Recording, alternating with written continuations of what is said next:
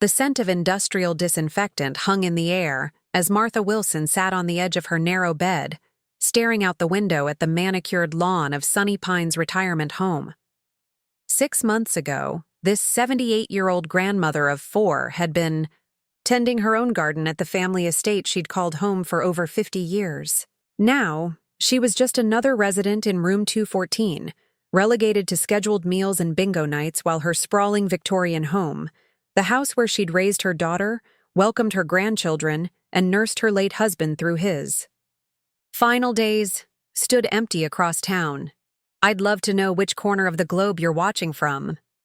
And if this story speaks to you, make sure to subscribe. Tomorrow's video is one you absolutely can't miss. Or so she thought. What Martha didn't know was that her beloved home wasn't empty at all. And when a chance encounter with a kind paralegal would reveal the truth about her property records, the revelation would send shockwaves through her family, the nursing home, and the entire community. Sometimes, betrayal comes from those we've sacrificed everything to protect. Martha Wilson's morning routine at Sunny Pines retirement home had become painfully predictable. Wake up at 6:30 a.m. when the nursing aide knocked on her door for medication. Breakfast at 7:15 a.m. in the communal dining hall, where she would push the tasteless scrambled eggs around her plate while listening to Dale Henderson discuss his gallbladder surgery for the 100th time. Physical therapy at 9 a.m., where young therapist Amber would gently remind her that her hip replacement recovery was coming along nicely, though Martha could still feel the deep ache with every step.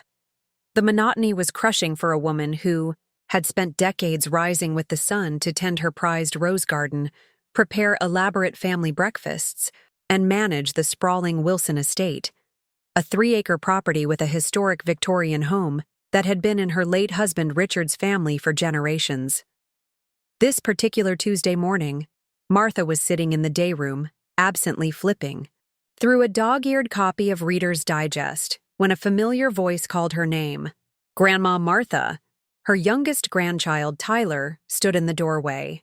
At 25, he was the spitting image of his grandfather, tall and handsome with the same cleft chin and warm brown eyes that had made Martha fall in love with Richard back in 1965. Unlike his older siblings, Emma, Jason, and Courtney, Tyler visited regularly, at least once every 2 weeks, usually bearing small gifts, her favorite peppermint candies, a new mystery novel, or fresh flowers for her nightstand.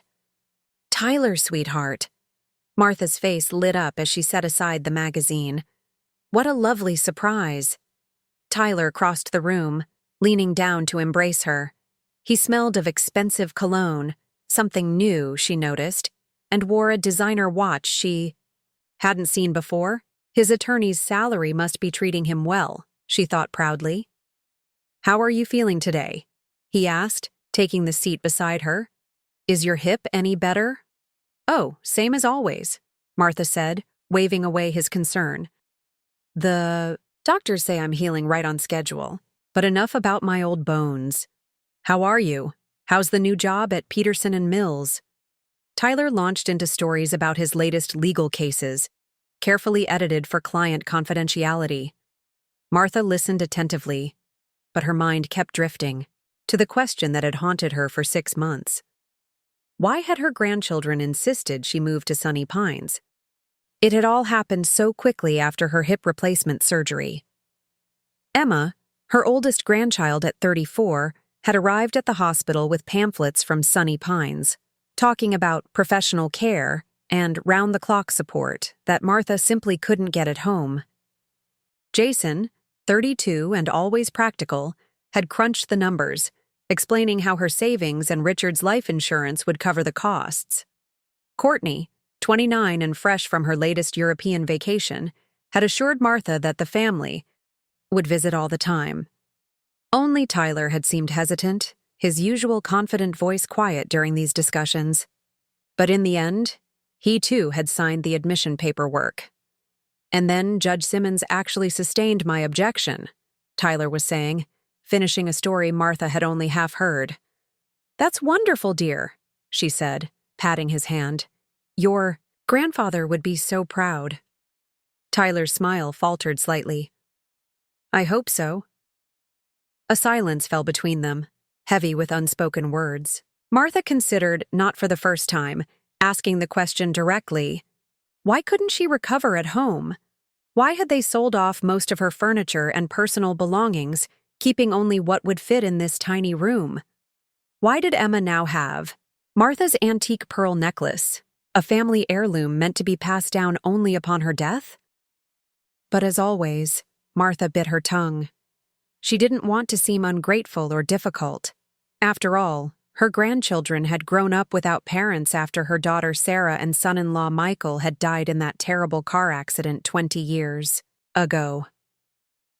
Martha and Richard had raised them from that point on, sacrificing retirement dreams of traveling the world to instead attend soccer practices, dance recitals, and parent-teacher conferences. They had put 4 grandchildren through college, using the money they'd saved for their golden years. She couldn't bring herself to question their judgment now. Perhaps they really did know best. "Oh," Tyler said suddenly, reaching into his messenger bag. "I almost forgot. I brought you something." He pulled out a small paper bag from Dawson's Bakery, her favorite local spot. "Lemon squares," Martha exclaimed, with genuine delight. "Tyler, you remembered." "Of course I did. You used to make them for us every Sunday after church." His eyes grew wistful. "I've never tasted any as good as yours, but Dawson's comes close." Martha accepted the treat, carefully setting it on the side table. "I'll save it for after dinner. The desserts here are—" She leaned forward conspiratorially. "Well, let's just say they're not winning any blue ribbons at the county fair." Tyler laughed, and for a moment, the years fell away. He was 8 years old again, sitting at her kitchen counter while she taught him how to measure sugar for cookies. "Actually," Martha said, struck by a sudden impulse, "I've been meaning to ask you something." Tyler's posture stiffened almost imperceptibly. "What is it, Grandma?" "My rose bushes, the heirloom varieties by the gazebo. Are they being tended properly?" "They need specific care, especially the bourbon roses. Richard's grandmother brought those cuttings from France, you know." Relief visibly washed over Tyler's face. "Oh, the roses. Yes, Emma mentioned hiring a gardening service for the property. I'm sure they're following all the proper instructions." Martha nodded, though something in his phrasing struck her as odd. "For the property. Not for your home or for the house."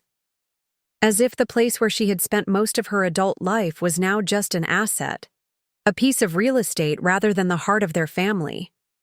"And my china cabinet? The one with Richard's mother's Wedgwood collection? I hope it's being dusted regularly." A shadow crossed Tyler's face. I think Courtney has the Wedgwood now. She always admired it."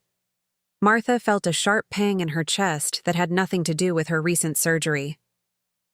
"I see. And she's taking good care of it?" "Of course," Tyler said quickly, too quickly. "Listen, Grandma, I should probably get going. I have a deposition at 3. He rose, adjusting his tie in a gesture so reminiscent of Richard that Martha's heart ached. "Already? But you just got here." She couldn't keep the disappointment from her voice. Tyler bent down to kiss her cheek. "I'll try to visit again next week. Maybe I can bring Courtney along?" "That would be lovely," Martha said, though she knew it was unlikely. Courtney had visited exactly twice in 6 months. After Tyler left, Martha sat alone in the day room, the lemon square untouched beside her. Something wasn't right. She could feel it in her bones, the same bones that used to know when a storm was coming hours before the first raindrops fell. "Making new friends, Martha?" A cheerful voice interrupted her thoughts. Eleanor Brady, a retired librarian and Martha's only real friend at Sunny Pines, settled into the chair Tyler had vacated. At 82, Eleanor was still sharp as a tack and missed nothing. "That was my grandson Tyler," Martha explained. "The lawyer." "Ah, the one who actually visits," Eleanor said with her characteristic bluntness. "Handsome young man. Looks like he's doing well for himself. Yes, he's always been ambitious, Martha replied proudly. All my grandchildren are doing well. Emma's running her own accounting firm now. Jason's in pharmaceutical sales, travels all over the country. And Courtney. She hesitated. Courtney is finding herself. Eleanor snorted. Finding herself in Europe on your dime from what you've told me. Eleanor, Martha scolded, though there was no real heat behind it. She's young. She's pushing 30, dear, at her age. My daughter already had 2 kids and a mortgage. Martha sighed. It was true that Courtney had always been the most challenging of her grandchildren. After losing her parents at just 9 years old, she had struggled with behavioral issues throughout her teens. While the others had excelled academically, Courtney had barely graduated high school.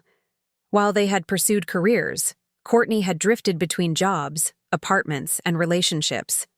Martha and Richard had perhaps been too indulgent, covering her rent when she couldn't make payments, bailing her out when credit card debt overwhelmed her, financing educational trips that seemed more like extended vacations.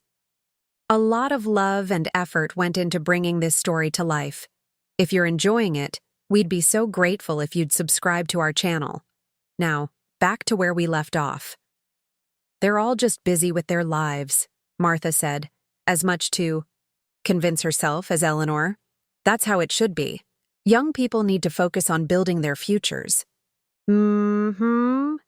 Eleanor hummed skeptically. And what about your future? Are you planning to stay here indefinitely? Martha blinked in surprise. I haven't really thought about it. The children seem to think it was for the best, at least while I recover.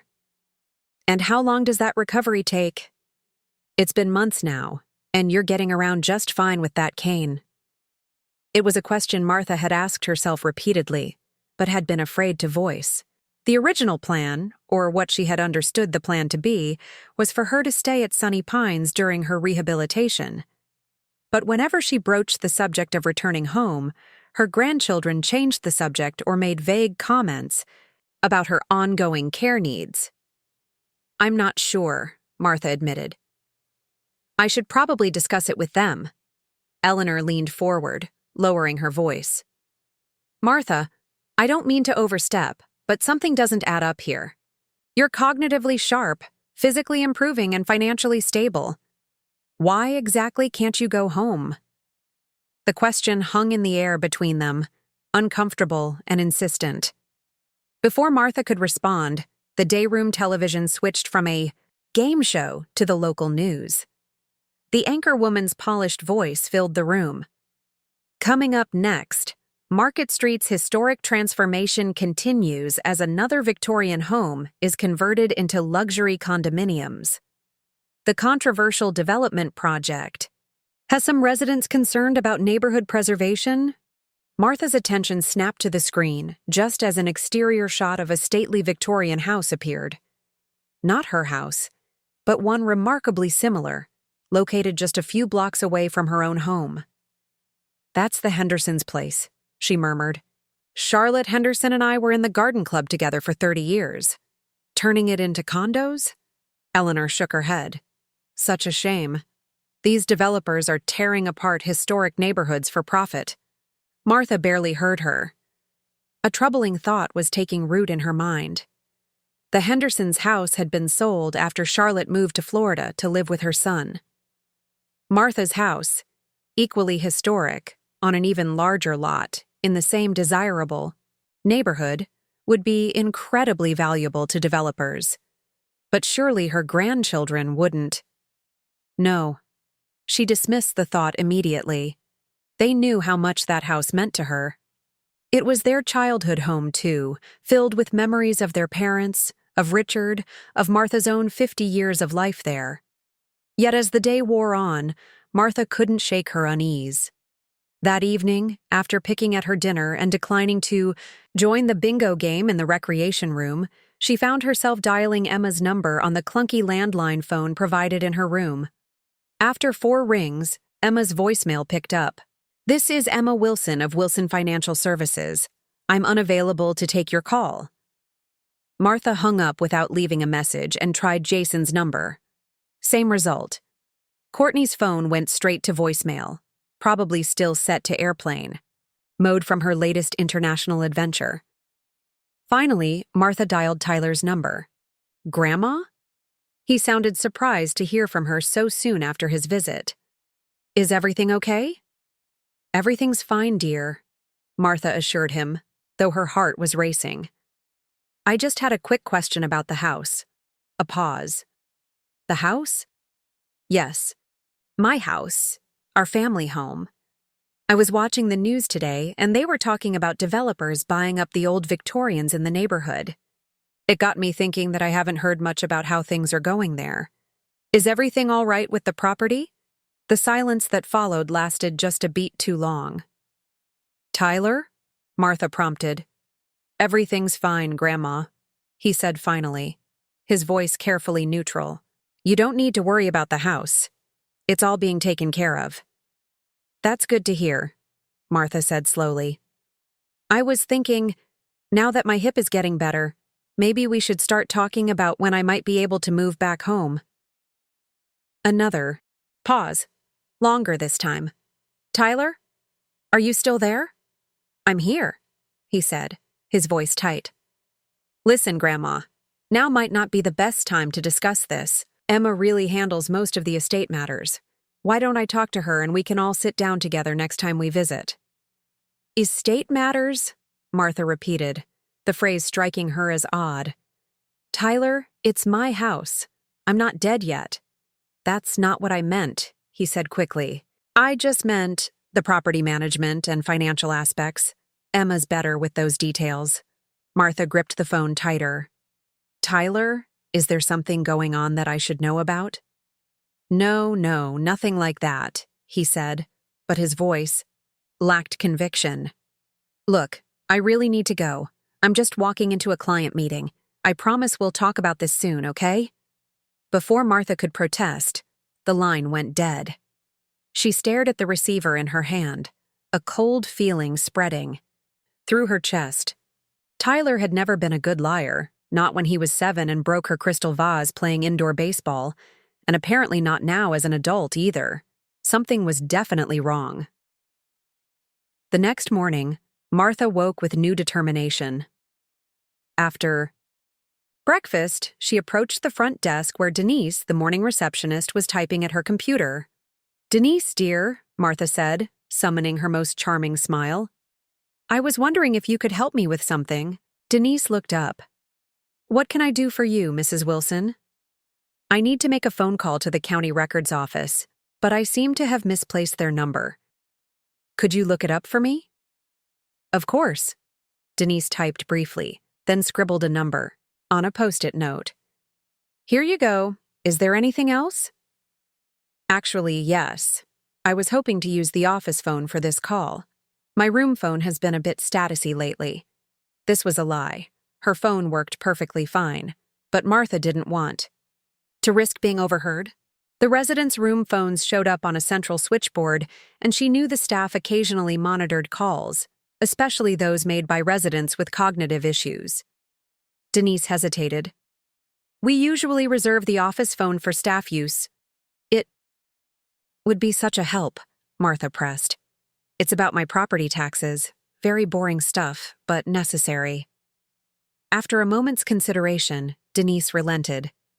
All right, Mrs. Wilson. You can use the phone in the small meeting room. It's empty until the knitting group at 11. Thank you, dear. You're an angel. In the privacy of the meeting room, Martha dialed the number with slightly shaking fingers. County. Recorder's office, how may I direct your call? A professional voice answered. Hello. I'd like to inquire about property records for 1847 Maple Avenue, Martha said, giving her home address. One moment, please. While she waited, Martha rehearsed her explanation.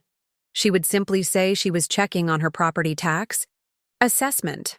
Nothing suspicious about that. Ma'am, are you looking for specific information about this property? Yes, Martha said. I'm the owner, Martha Wilson. I wanted to check if there have been any recent filings or changes to the deed. The clerk's typing was audible over the phone. Let me see. Wilson property on Maple Avenue. Yes, there was a deed transfer filed approximately 5 months ago. Martha's heart nearly stopped. A deed transfer? What kind of transfer? It appears the property was transferred from Martha Wilson to... The clerk paused. Wilson Family Holdings, LLC on November 12th of last year. The room seemed to tilt around Martha. November 12th, just 2 weeks after her hip surgery, when she was still heavily medicated and confused. That's not possible, she whispered. I never authorized any transfer. Ma'am? Martha gripped the edge of the table to steady herself. Who are the principals of this LLC? More typing.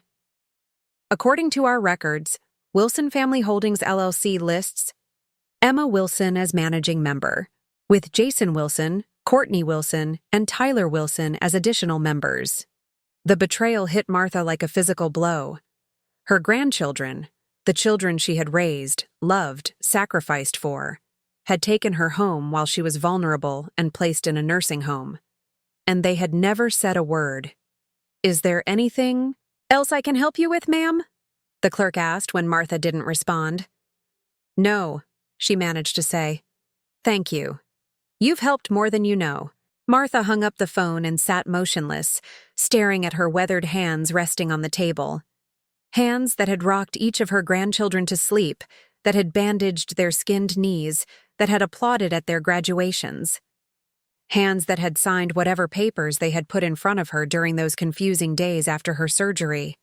She remembered now, Emma bringing documents to her hospital room, explaining them as routine paperwork for her care arrangements.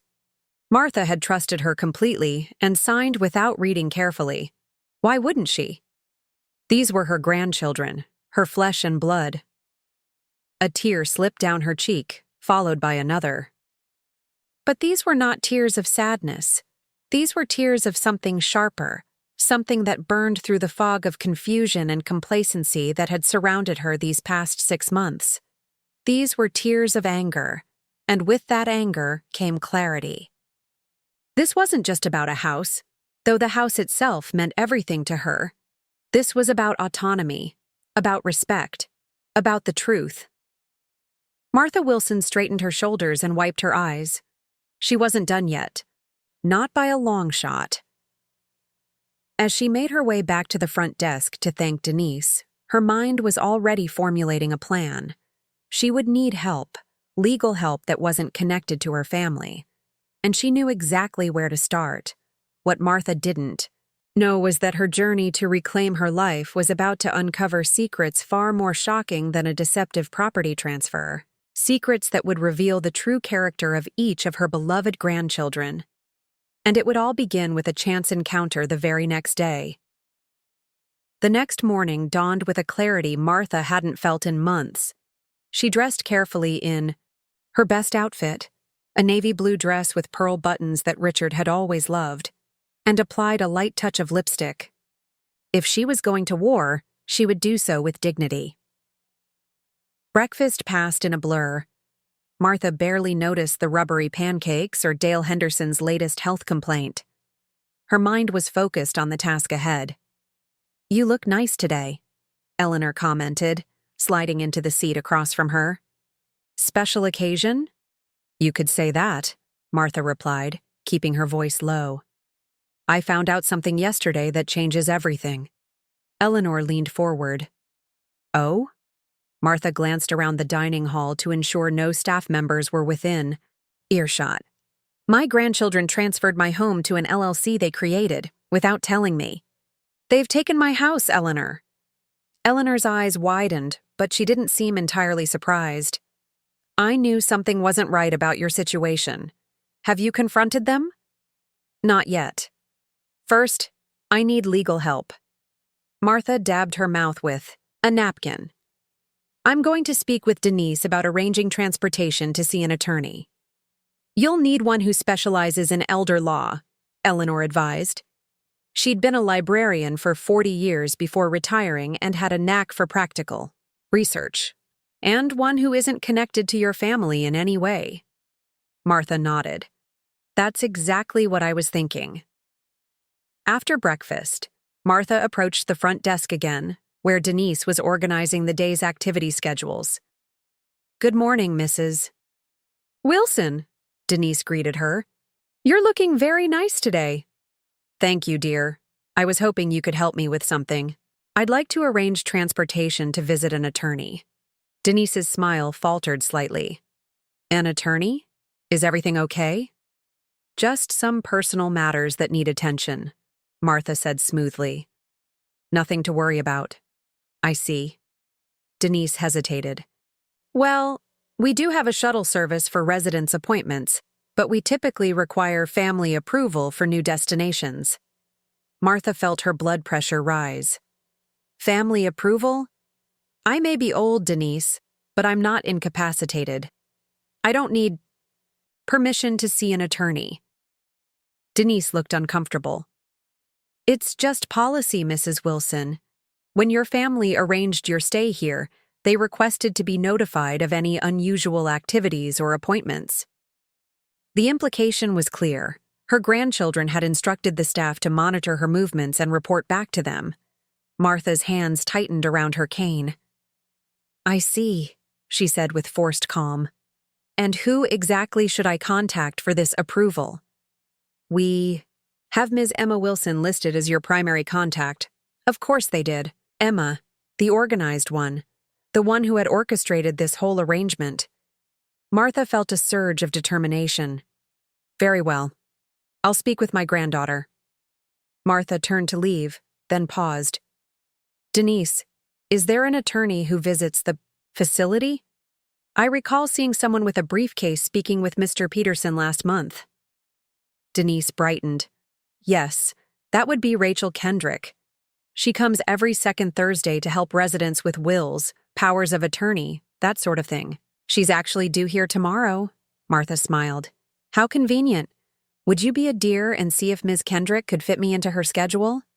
I can certainly ask, Denise said, reaching for the phone. Thank you.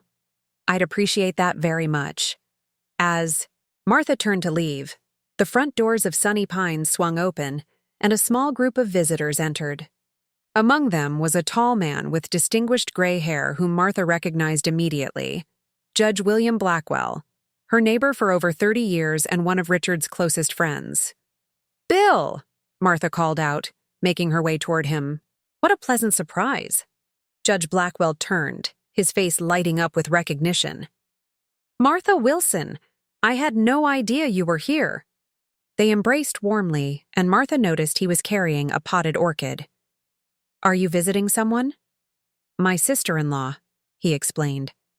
Mildred had a minor stroke last month. I try to visit when I can. He examined Martha with concern. But what about you? I haven't seen you around the neighborhood in quite some time. It's a long story, Martha said. One I'd love to discuss with you, if you have time after your visit with Mildred. Judge Blackwell checked his watch.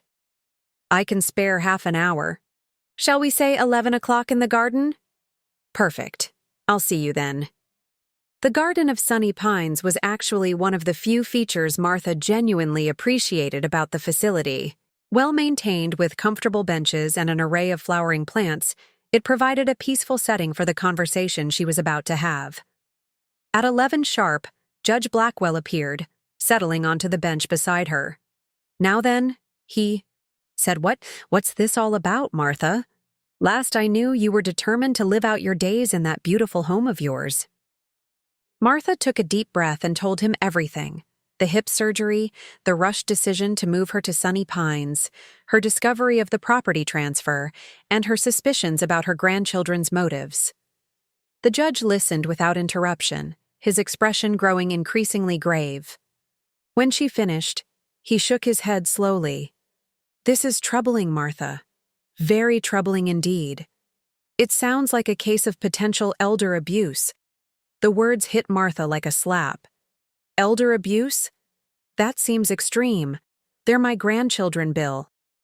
Financial. Exploitation of the elderly is one of the most common forms of elder abuse, he explained gently. And unfortunately, family members are often the perpetrators. Martha stared down at her hands. I never thought. No one ever does, he said kindly. The good news is that you're clearly of sound mind, and if you signed those transfer documents, while medicated and without understanding what they were, you have grounds to challenge the transfer. How do I proceed? First, you need proper legal representation. I can recommend several excellent attorneys who specialize in elder law. Martha explained about Rachel Kendrick's regular visits to the facility. She's coming tomorrow. Do you know her? Judge Blackwell nodded approvingly. Rachel Kendrick is excellent, sharp as a tack and doesn't tolerate nonsense. She'd be a good choice. There's another issue, Martha admitted.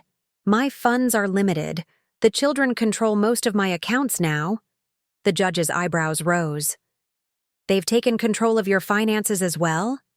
Emma has power of attorney for my financial matters. It was supposed to be temporary, just while I was recovering from surgery. Martha felt shame wash over her. I trusted them completely. Judge Blackwell placed a reassuring hand on her arm. Don't blame yourself, Martha. Trust is not a weakness, especially when it comes to family. He thought for a moment. I believe Rachel does some pro bono work, and if necessary, I know several organizations that provide legal aid to seniors. A fierce resolve settled over Martha. I don't want charity, Bill. I want justice. He smiled. That's the Martha Wilson I remember. Richard always said you had a spine of steel beneath those gentle manners. The mention of her late husband brought tears to Martha's eyes.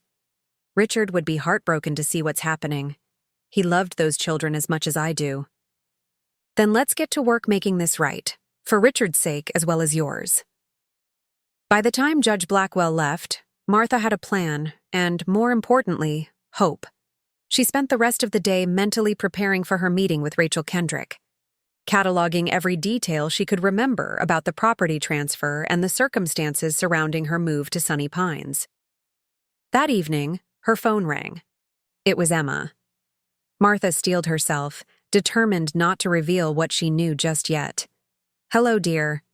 Grandma, it's Emma. How are you feeling today?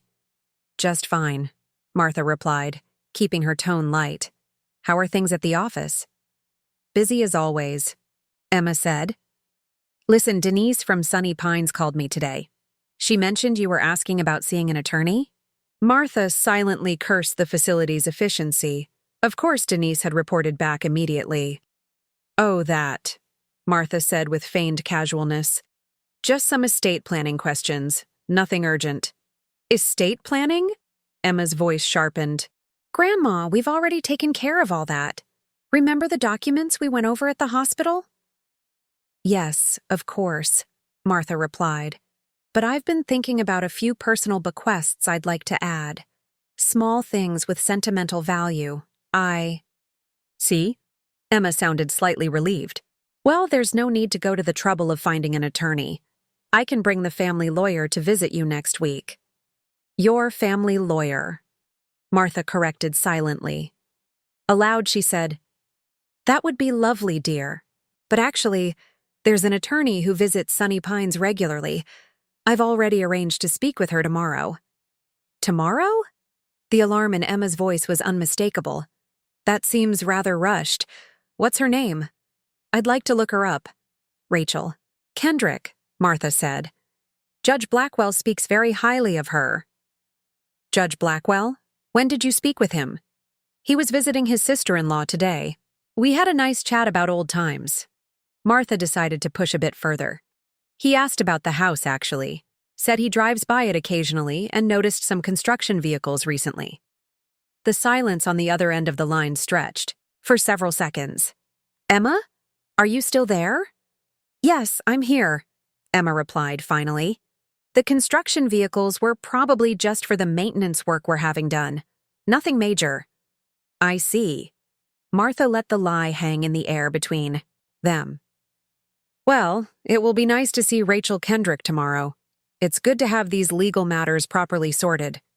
Grandma, I really think you should wait until I can come with you. Legal discussions can be complicated. Oh, I can manage, Martha said with steel beneath her pleasant tone. I'm not quite senile yet, despite what you might think. That's not… I should go now, dear. It's almost time for my evening medication. Give my love to everyone. Martha hung up before Emma could protest further, her heart pounding. The conversation had confirmed her worst fears. Her grandchildren were indeed hiding something about the house, and they were worried about her speaking with an independent attorney. Sleep was elusive that night. Martha tossed and turned, her mind cycling through memories of raising her grandchildren after their parents' deaths. She remembered Emma at 14, stoic and determined to be the woman of the house, despite her grief.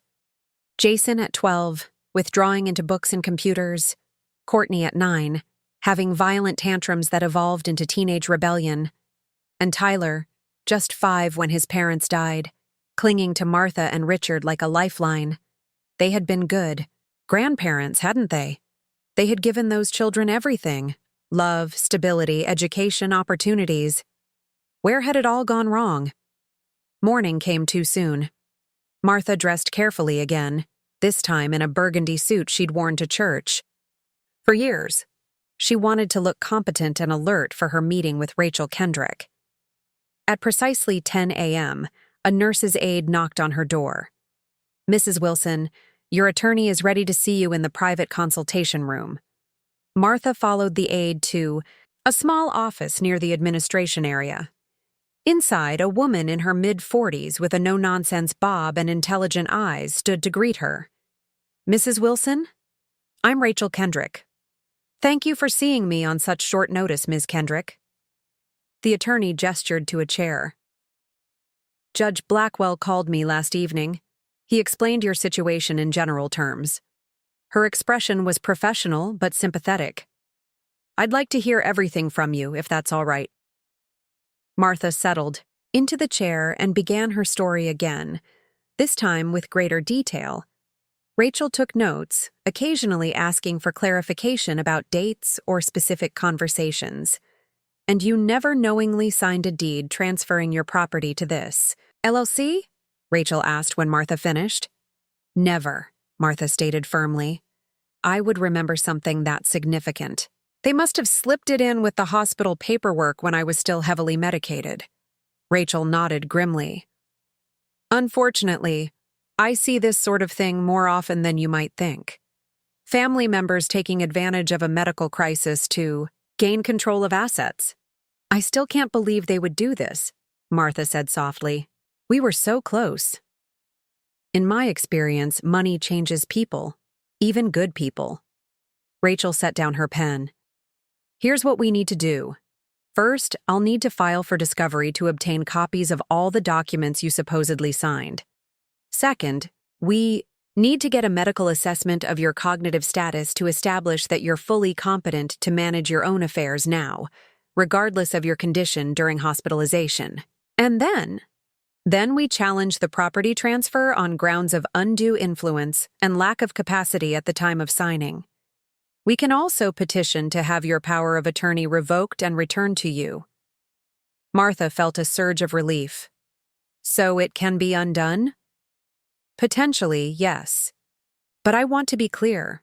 This won't be easy or quick, and it will likely cause a significant rift with your grandchildren."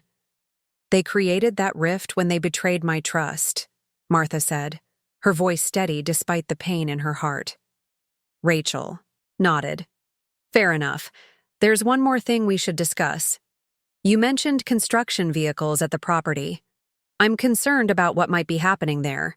If they're making significant alterations or, worse, preparing to sell, we need to act quickly with a restraining order." Martha hadn't considered this possibility. "Can they sell the house without my knowledge?" "If the property is now owned by their LLC, technically yes. As managing member, Emma would have authority to make those decisions." The thought of strangers living in her beloved home, or worse, developers tearing it down for condominiums, made Martha feel physically ill. "What can we do?" "First, we need to confirm what's actually happening at the property. Do you have any friends or neighbors who could drive by and report back? Martha thought immediately of Judge Blackwell. Yes, I believe I do. Good. I'll prepare the initial paperwork today and return tomorrow with the forms for you to sign. Rachel gathered her notes. In the meantime, Mrs. Wilson, I suggest you be careful about what you share with your grandchildren. If they realize you're taking legal action, they might accelerate whatever plans they have for the property. I understand, Martha said, though the thought of deception, even justified, felt foreign to her nature. Thank you for your help, Ms. Kendrick. Please, call me Rachel. The attorney's professional demeanor softened slightly. And try not to worry too much. The law tends to look unfavorably on those who take advantage of elderly relatives.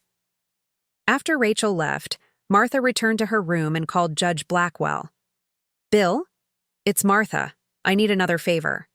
Anything, he replied without hesitation. Could you drive by my house and see what's happening there? Rachel Kendrick is concerned they might be preparing to sell. I'll go right now, he promised. I'll call you back within the hour. True, too. Is word, Judge Blackwell called back 40 minutes later. Martha answered on the first ring. What did you see? His voice was grave. There's a dumpster in the driveway, Martha, and a work crew appears to be gutting the interior. I spoke with one of the workers who said they're converting the house into 3 separate luxury apartments. Martha sank onto her bed, clutching the phone. 3 apartments? But that would require major structural changes, yes. I'm sorry, Martha. The room spun around her. Not only had they taken her home, but they were destroying it, tearing apart the historic architecture, the rooms where she had built her life with Richard, raised her grandchildren, celebrated holidays and milestones. The worker mentioned they've been at it for about a month, Judge Blackwell continued, and they expect to finish renovations in another 2 months. 2 months, Martha echoed hollowly.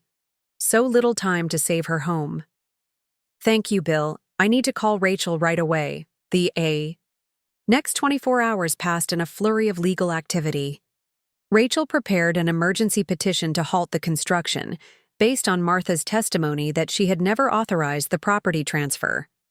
A friendly nurse allowed Martha to use the fax machine to receive and sign documents, which Rachel then filed with the court immediately. By Thursday afternoon, Judge Blackwell called with news. The court has granted a temporary restraining order, he reported. All construction has to stop until a hearing can be held. And Martha, there's something else. I've been assigned to your case. Martha was momentarily speechless. But isn't that a conflict of interest? We're friends. I disclosed our acquaintance to the chief judge, he explained. Given the emergency nature of the filing and the allegations of elder abuse, he felt I could remain impartial. But if you'd prefer another judge— No, Martha interrupted. I trust you completely, Bill. Then I'll see you at the hearing. It's set for Monday morning at 9 a.m. Rachel will make arrangements for your transportation. Martha hung up, feeling conflicted. On one hand, the temporary restraining order was a victory. On the other, Monday's hearing would bring her face to face with her grandchildren in an adversarial setting. The thought brought her no joy. She was still absorbing this reality when her phone rang again. This time, it was Tyler. Grandma? His voice sounded strained. Is everything okay? Emma just called, practically hysterical about some legal papers she received. Martha took a deep breath. Tyler, I know about the house. A pause. What do you mean? I know you transferred my property to an LLC without my knowledge. I know you're converting it into apartments. The silence on the other end stretched for several seconds. Grandma, it's not what you think. Then what is it, Tyler?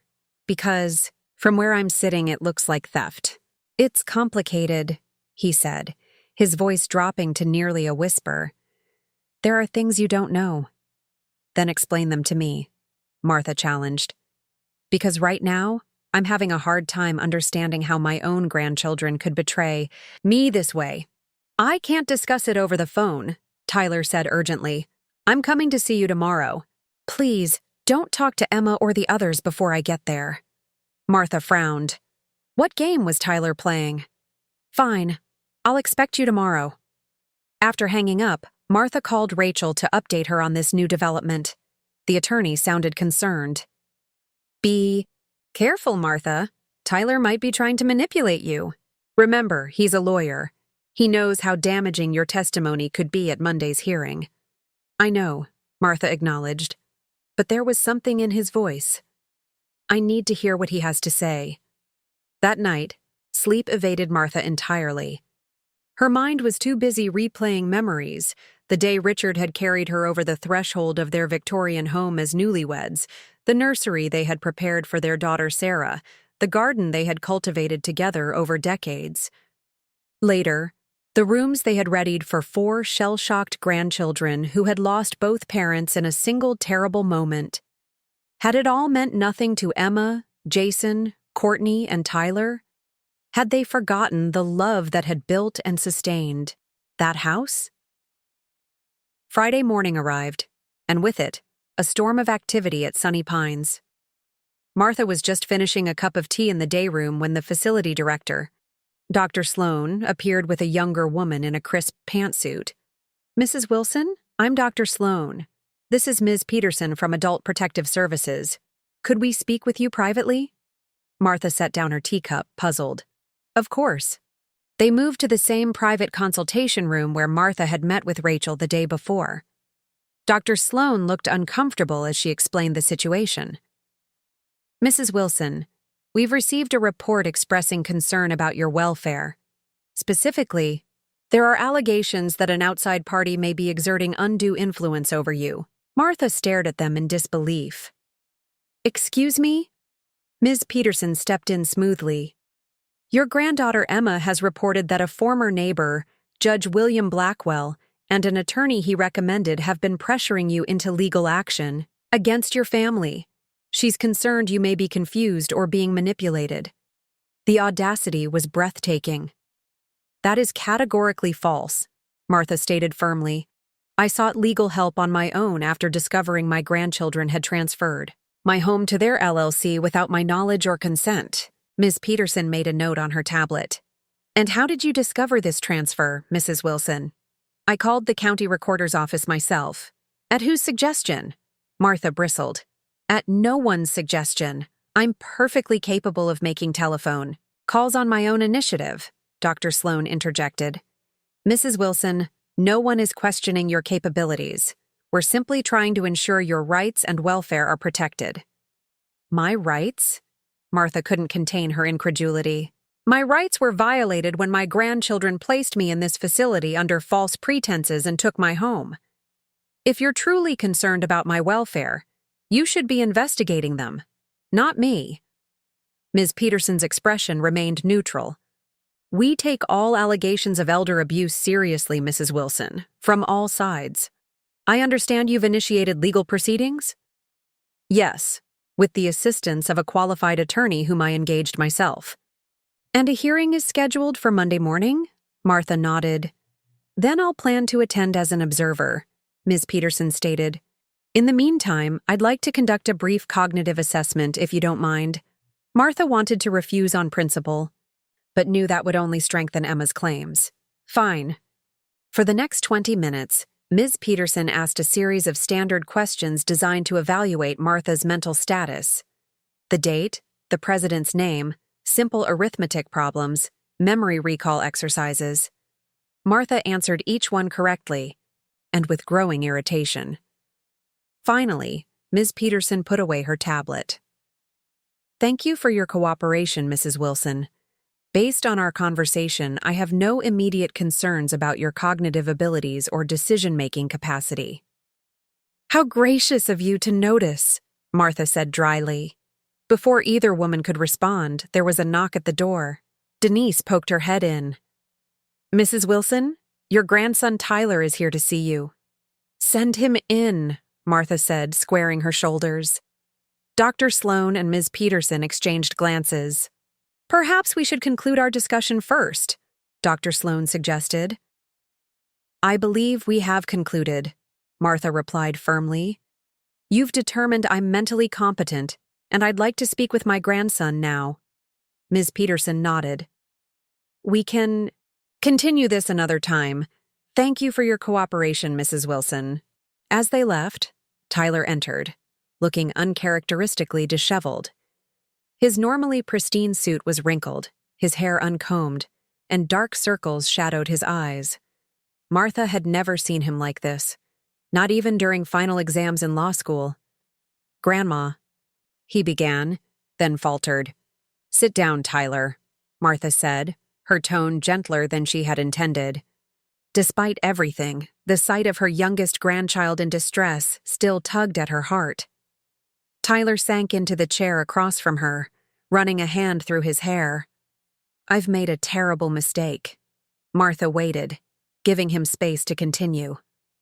I should have told you the truth from the beginning, he said, his voice strained. But Emma convinced me it would be too upsetting for you. She said it was for your own good. What was for my own good? Martha asked quietly. Tyler met her eyes, directly for the first time. The house has severe structural problems, Grandma. The foundation is cracking, there's extensive termite damage, and the electrical system needs a complete overhaul. A contractor estimated repairs at over $300,000. Martha blinked in surprise. That's impossible. Richard and I always maintained that house meticulously. The problems were hidden within the walls, the foundation.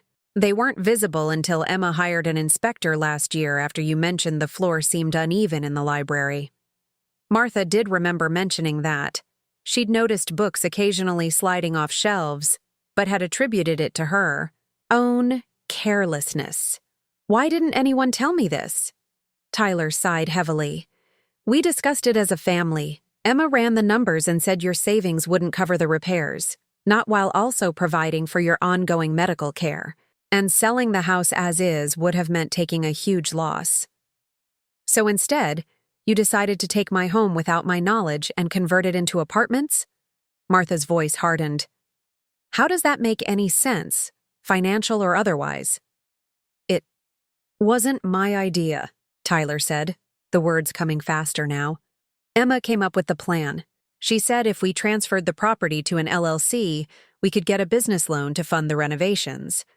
Converting it into luxury apartments would generate enough rental income to both pay off the loan and supplement your care expenses. Martha processed this information slowly. There was a twisted logic to it, but it still didn't excuse their actions. That doesn't explain why you didn't discuss any of this with me. Emma said. Tyler trailed off, looking ashamed. Emma said what? Martha pressed. She said you'd never agree to it, that you were too emotionally attached to the house as it was, and you'd insist on staying there even if it meant living in dangerous conditions. Tyler looked down at his hands. And after your hip surgery, when you were having those bad reactions to the pain medication, she convinced everyone you were starting to decline cognitively. Martha felt a cold anger spreading through her. I see. So rather than having an honest conversation with me, Emma decided I was incompetent, and the four of you conspired to take control of my property. It wasn't like that, Tyler protested, weakly. At least, it wasn't supposed to be. The plan was to complete the renovations, explain everything to you once you were fully recovered, and give you the option to move into one of the apartments. The rental income from the other 2 units would cover your expenses, with money left over. Martha studied her grandson carefully. There was genuine distress in his expression, but she had learned the hard way that she couldn't take anything at face value anymore. And you're telling me this now because it's gone too far, Tyler admitted. The construction costs have ballooned. Emma had to take out a second loan. Courtney maxed out credit cards buying high-end fixtures. Jason's insisting on smart home technology that's adding thousands to the budget. Martha closed her eyes briefly. So it's not just about preserving my financial security anymore, is it? It's become a profit-making venture for all of you. Tyler flinched. I didn't see it clearly until the restraining order came yesterday. Emma was furious, not concerned. About you, just angry about the construction delays and how they'll affect the project timeline.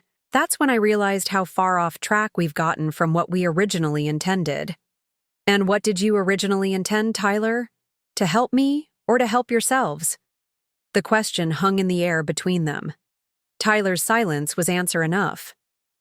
I'm not proud of my part in this, he finally said. I should have stood up to Emma. I should have insisted we talk to you directly.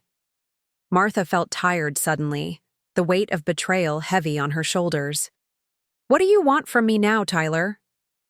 I want to make this right, he said earnestly. I'll testify at the hearing on Monday. I'll tell the judge everything about how we misled you, about the documents you signed while medicated.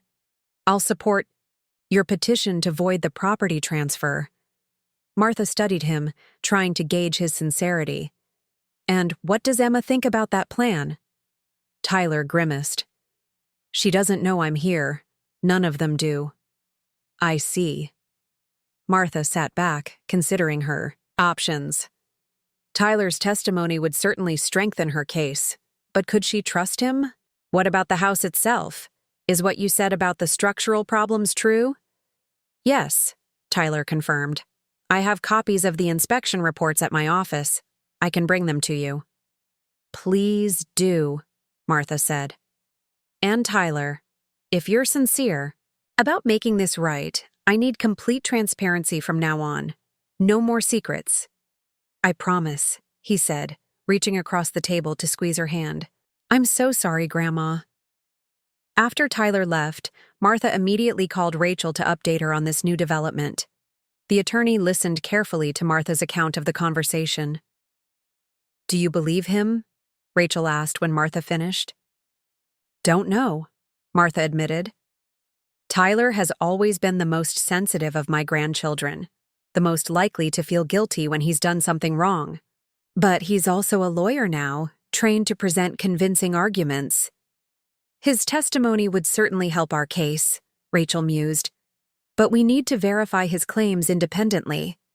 If there really are significant structural issues with the house, that changes our strategy somewhat. How so? Well, if the house truly requires extensive repairs that you can't afford, the court might view the LLC arrangement more favorably, as an attempt to preserve the property rather than simply take it from you. Rachel paused.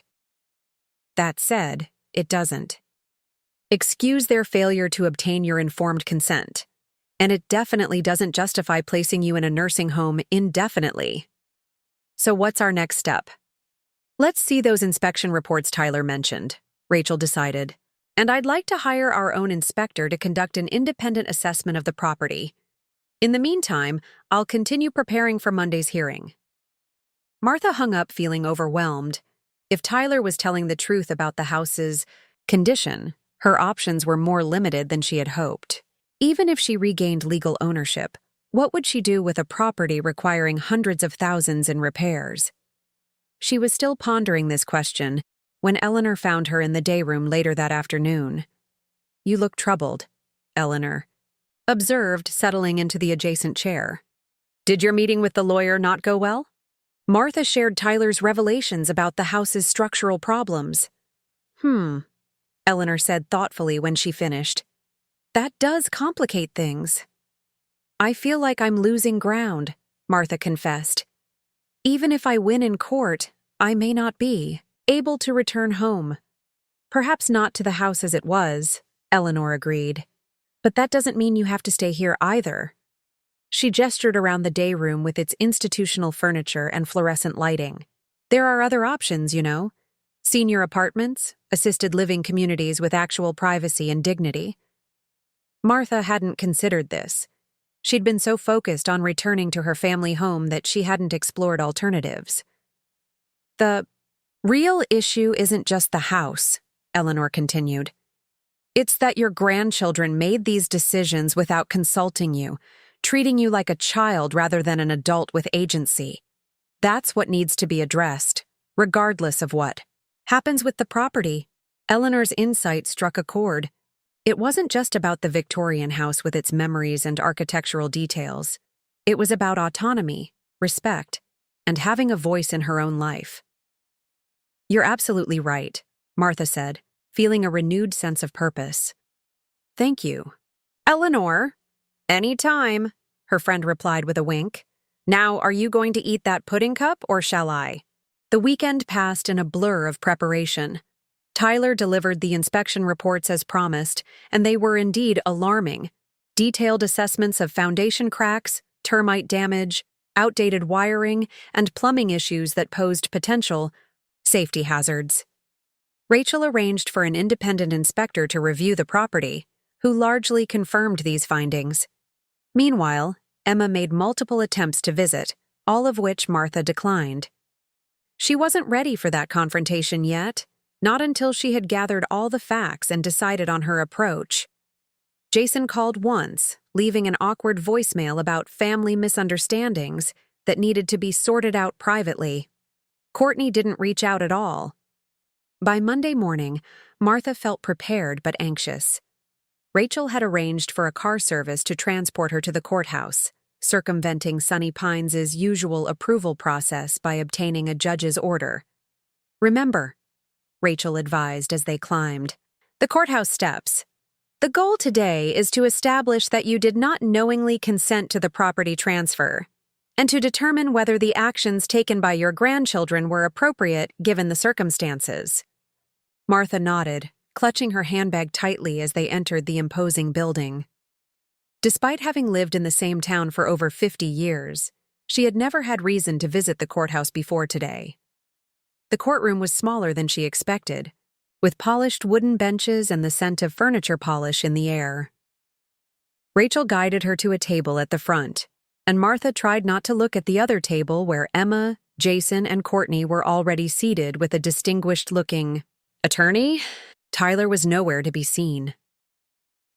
At precisely 9 a.m., the bailiff called for all to rise as Judge Blackwell entered. Though Martha had known Bill for decades, she barely recognized him in his judicial robes, his expression solemn and professional. "Be seated," he instructed. "We're here in the matter of Wilson v. Wilson Family Holdings, LLC, regarding an emergency petition to void a property transfer and establish conservatorship. Before we begin, I want to remind everyone that while I have disclosed my acquaintance with the petitioner to all parties, I am approaching this case with complete impartiality. If there are any objections to my presiding, they should be raised now." The attorney for Martha's grandchildren stood. "Your Honor, we have no objection to your presiding over this hearing, but we would like to note for the record that we dispute the characterization of this matter as an emergency requiring expedited review." "So noted," Judge Blackwell replied. "Ms. Kendrick, you may present your case." Rachel rose smoothly. "Your Honor, this is fundamentally a case about an elderly woman's right to make informed decisions about her property and her living situation. Martha Wilson, age 78, alleges that while recovering from hip surgery and under the influence of pain medication, she was presented with documents transferring her home of 50 years to an LLC controlled by her grandchildren. She was not informed of the true nature of these documents, nor was she given an opportunity to consult with independent counsel. As Rachel continued outlining the case, Martha stole glances at her grandchildren. Emma sat rigidly upright, her expression controlled, but her knuckles white where she gripped a legal pad. Jason looked uncomfortable, repeatedly adjusting his tie. Courtney appeared almost bored, checking her watch surreptitiously. Furthermore, Rachel was saying, Mrs. Wilson was moved to a nursing facility under the pretense that it was a temporary arrangement for her rehabilitation. 6 months later, she has recovered sufficiently to live independently with minimal assistance, yet her grandchildren have made no arrangements for her return home, a home that, unbeknownst to her, they are now converting into luxury apartments, for rental purposes. The other attorney stood immediately when Rachel finished. Your Honor, if I may respond to these allegations, I'm Jeffrey Parker, representing Wilson Family Holdings LLC and its members. While Ms. Kendrick has presented a dramatic narrative, The facts tell a different story. The Wilson family home has severe structural deficiencies that make it unsafe for an elderly woman with mobility issues. My clients, out of concern for their grandmother's welfare, sought to protect both her physical safety and her financial security through a carefully considered plan to renovate the property into senior-friendly apartments, one of which would be reserved for Mrs. Wilson herself. And was Mrs. Wilson informed of this plan before the property transfer? Judge Blackwell asked. Attorney Parker hesitated. The full details were not discussed with Mrs. Wilson immediately after her surgery, due to concerns about causing undue stress during her recovery.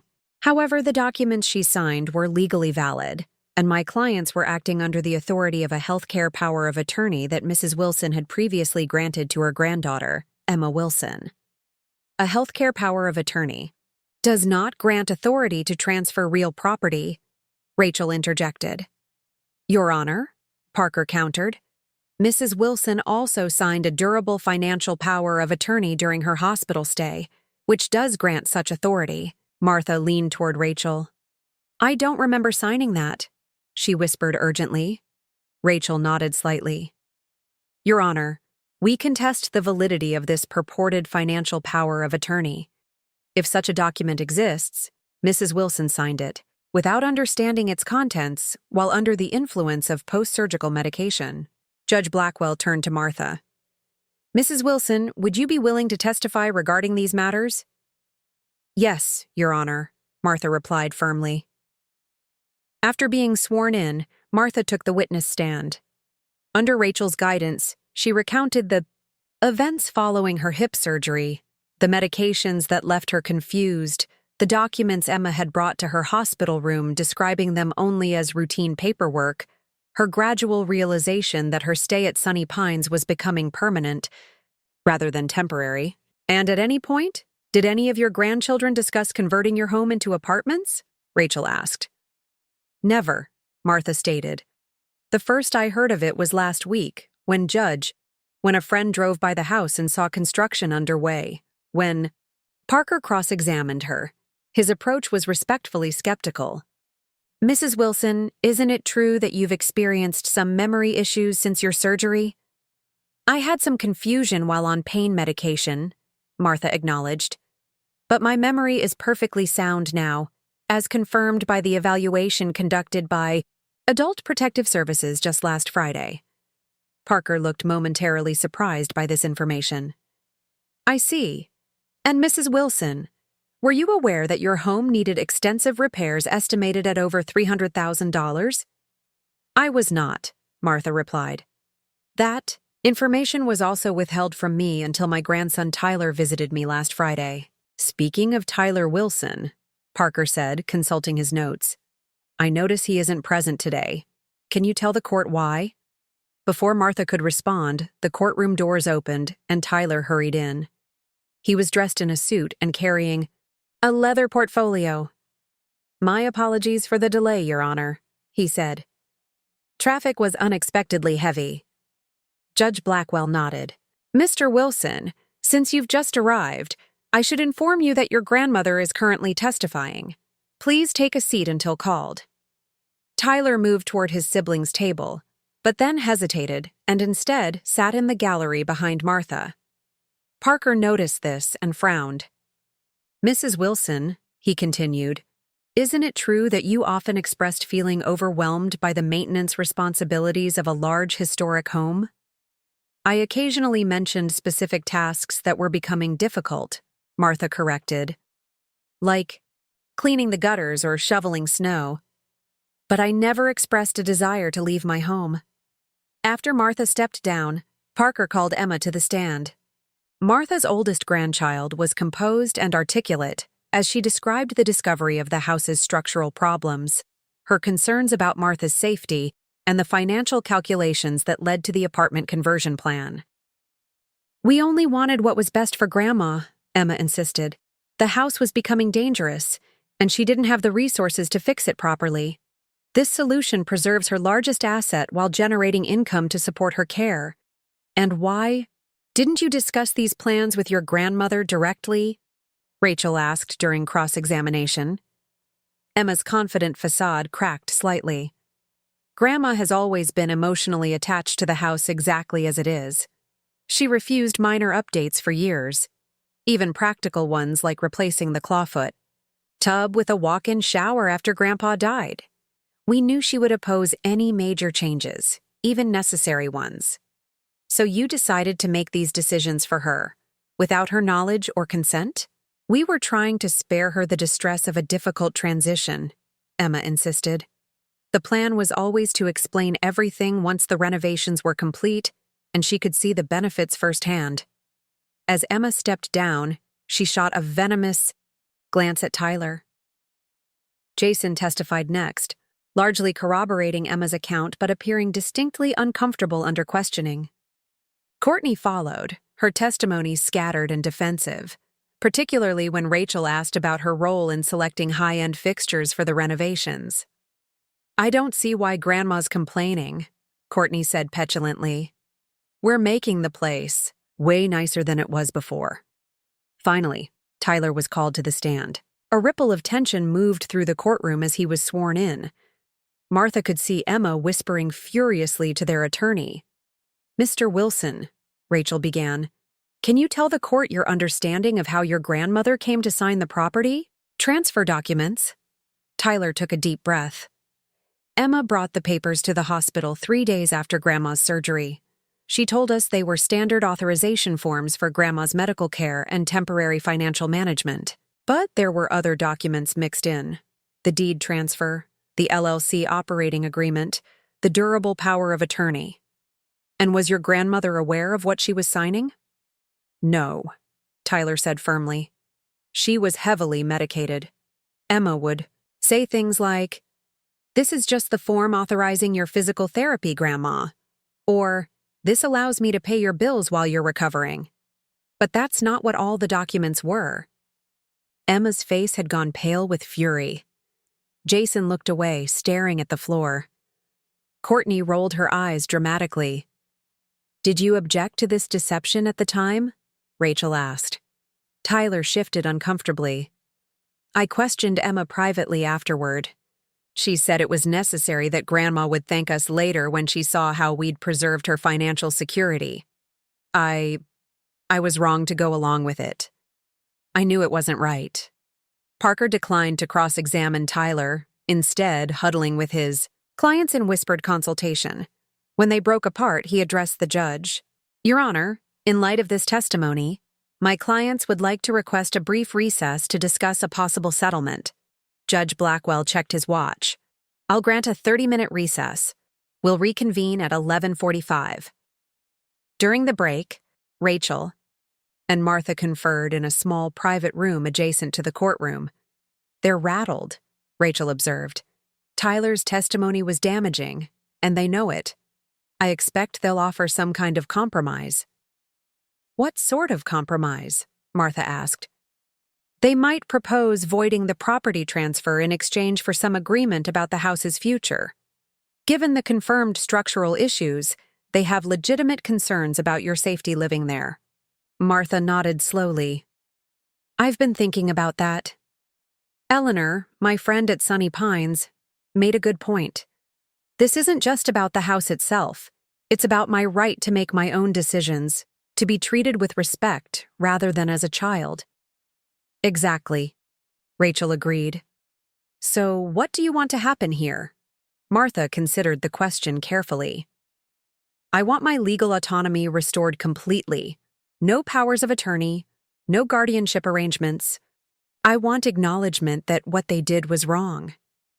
And I want options for my living situation that I choose for myself, not ones forced upon me. All reasonable requests, Rachel said with approval. When they returned to the courtroom, Parker immediately requested permission to approach the bench. After a brief discussion with both attorneys, Judge Blackwell addressed the court. It appears the parties wish to explore settlement options. I'm going to suggest a more informal format for this discussion. Mrs. Wilson, would you be comfortable having a conversation with your grandchildren here in the courtroom, with counsel present but with less rigid procedural constraints? Martha nodded. Yes, Your Honor. Very well. Ms. Wilson, he said, addressing Emma, you and your siblings may join your grandmother at the central table if she agrees. Martha signaled her assent, and soon she was seated at a table with her 4 grandchildren, Rachel on one side of her and Tyler on the other. Emma, Jason, and Courtney sat across from them, with Attorney Parker standing behind. Mrs. Wilson, Parker began, my clients would like to propose the following. They will agree to void the property transfer, returning full ownership of the house to you. In exchange, they ask that you consider either selling the property or proceeding with some version of the renovation plan, with your full involvement in all decisions moving forward. Before Martha could respond, Emma interjected. Grandma, you have to understand. The house isn't safe as it is. The structural engineer said the foundation could fail catastrophically in the next major storm. Is that true? Martha asked Tyler. He nodded reluctantly. The reports aren't exaggerated, Grandma. The house needs extensive work that would require you to live elsewhere during repairs, regardless of what route we take. Martha absorbed this. I see. And the apartment concept, was that necessary or just profitable? Emma had the grace to look slightly abashed. It made financial sense. The renovation costs could be recouped through rental income, whereas repairing it as a single-family home would just be a massive expense. But one unit was always going to be yours, Jason added, quickly. That was always part of the plan. A plan you never discussed with me, Martha pointed out. We should have, Jason acknowledged, while Emma pressed her lips together tightly. Martha looked at each of her grandchildren in turn. I raised all of you to be honest, to treat others with respect. What happened to those values? Courtney squirmed. In her seat, Jason looked down at his hands. Emma remained stoic, though her eyes revealed wounded pride. Tyler simply looked ashamed. I believe I've worked out a solution, Martha said finally. I'll accept the voiding of the property transfer, restoring my ownership. All powers of attorney will be revoked immediately. I'll agree to sell the house, but on the open market, not to your LLC. Emma started to protest, but Martha held up a hand. I'm not finished. With the proceeds, I'll purchase a suitable condominium in a senior living community of my choosing, not a nursing home. Any remaining funds will be placed in a trust for my care needs, which I will control with professional financial advice. She turned to face Emma directly. The house has been in our family for generations, but it's just a building. The true legacy I hope to leave you all was integrity, compassion, and respect for others. I'm deeply disappointed by how you've handled this situation, but I still believe you can do better.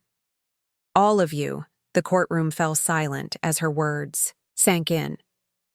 After a moment, Judge Blackwell spoke. That sounds like a reasonable framework for a settlement. Does everyone agree to these general terms, with the details to be worked out by counsel? One by one, her grandchildren nodded. Tyler readily, Jason with resignation, Courtney with a dramatic sigh. Emma was the last to agree, her pride clearly wounded, but her practical nature recognizing the unfavorable legal position they now occupied. Then let's recess to allow the attorneys to draft a formal agreement, Judge Blackwell declared. We'll reconvene at 2 p.m. As everyone began to rise, Martha felt a curious sense of lightness.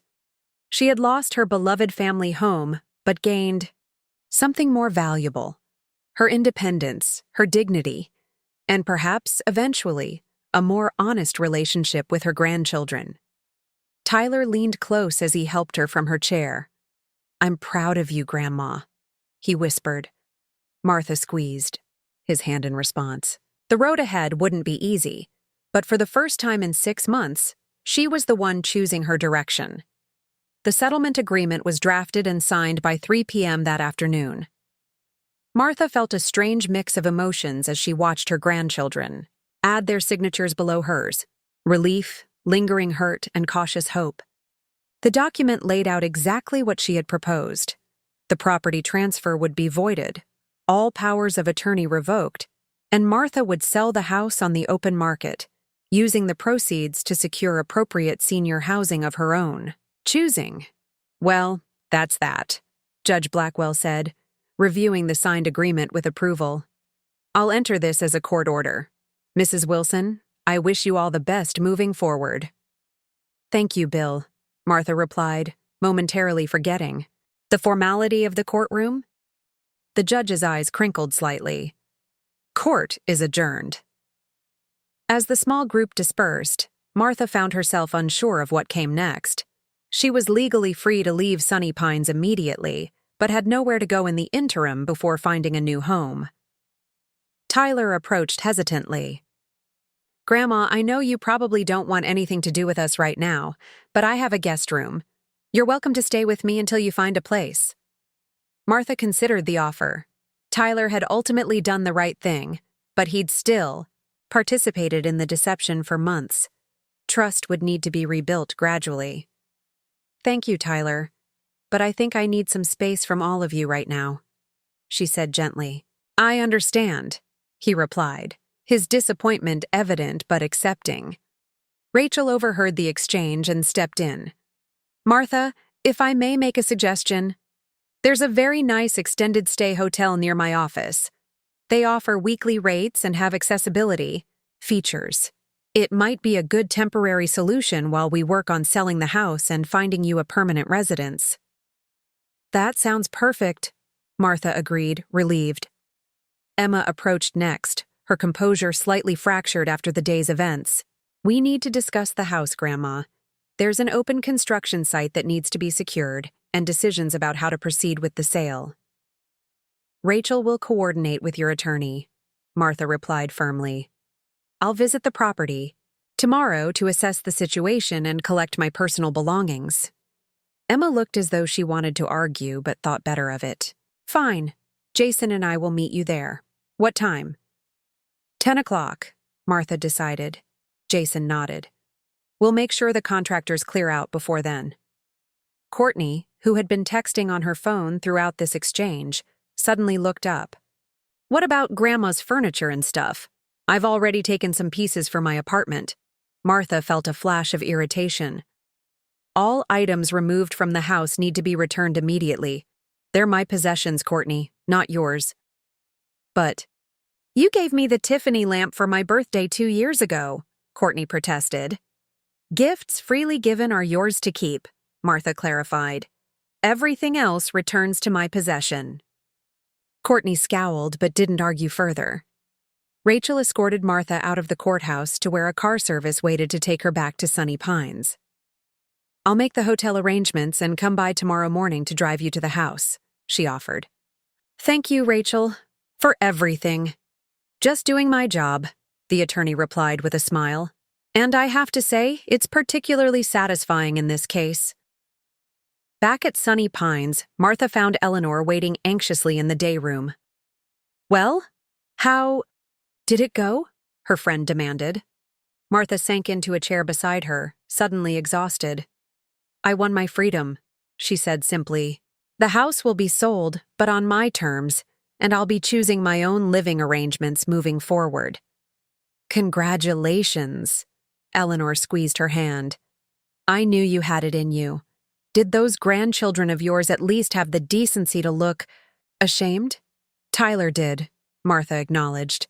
The others were more pragmatic in their acceptance. Eleanor snorted. Pragmatic is one word for it. Self-serving might be another. Martha found she couldn't entirely disagree. The house does have serious structural problems, though. Their concerns about that were legitimate, even if their methods were completely wrong. So what now? Eleanor asked. Tomorrow I'll go to the house to retrieve my personal belongings. Then I'll be moving to an extended stay hotel while I look for a suitable condominium in a senior community. Eleanor's face fell slightly. Oh, you're leaving right away? Martha hadn't considered that her newfound freedom meant leaving behind the one genuine friendship she'd formed at Sunny Pines. I'll be around for a few more days sorting things out, she assured Eleanor. And we'll stay in touch. Maybe you'd even like to join me for lunch one day next week? I'd value your input on the housing options I'm considering. Eleanor brightened. I'd like that very much. That evening, Martha packed her limited belongings, feeling an unexpected lightness. 6 months of institutional living had reduced her needs considerably. A few changes of clothes, toiletries, some books, and framed photos. Everything fit easily into 2 suitcases. Dr. Sloane stopped by as Martha was finishing her packing. Mrs. Wilson, may I have a word? Martha invited her in. I understand you'll be leaving us tomorrow, the director said, looking slightly uncomfortable. That's right. The court has restored my full autonomy, and I've made other living arrangements. Dr. Sloane nodded. I want you to know that while we followed your granddaughter's instructions regarding your care, we never received any documentation suggesting you were cognitively impaired or under any kind of legal guardianship. If we had realized there was a dispute about your placement here— I understand, Martha interrupted. You were operating on the information provided to you. Will you be requiring any ongoing physical therapy? I'd be happy to recommend an outpatient service. That would be appreciated, Martha replied, softening slightly. The facility staff weren't to blame for her situation. After Dr. Sloane left, Martha found she couldn't sleep despite her exhaustion. Tomorrow she would see her home for the first time in 6 months, a home that was now partially gutted according to Judge Blackwell's description. It would be painful, but necessary. Morning arrived with a sense of possibility. Martha dressed in a crisp pantsuit that had been her standard attire for garden club meetings and charity luncheons before her hospitalization. Rachel arrived promptly, at 8:30, helping Martha with her suitcases. I've arranged your hotel stay for 2 weeks initially, Rachel explained as they drove away from Sunny Pines. It's the residence premier on Oakwood Avenue, comfortable, close to shopping, and they offer a continental breakfast. Perfect, Martha said, watching Sunny Pines recede in the side mirror with mixed emotions. For all its institutional limitations, it had been her home for half a year. She would not miss the rigid schedules or the lack of privacy, but she would miss Eleanor and even some of the kind staff members. Are you ready to see the house? Rachel asked gently. Martha straightened, her shoulders, as ready as I'll ever be. When they pulled up to 1847 Maple Avenue, Martha's breath caught in her throat. The exterior of the Grand Victorian looked largely unchanged. The pale yellow paint, the intricate gingerbread trim, the wraparound porch where she and Richard had spent countless summer evenings watching the neighborhood children play. A dumpster sat in the driveway, and a construction fence surrounded the property, but the beloved facade remained intact. Emma and Jason were already waiting, standing awkwardly by their cars in the street. No sign of Courtney or Tyler. Good morning, Martha greeted them politely as Rachel helped her from the car. Morning, Grandma, Jason replied, while Emma merely nodded, her expression guarded. Tyler got called into court unexpectedly, Jason explained. And Courtney is, sleeping off late night, Emma finished flatly. Jason has the keys. They approached the front steps together, and Martha felt a pang as she noticed the slight unevenness in the porch that hadn't been there before.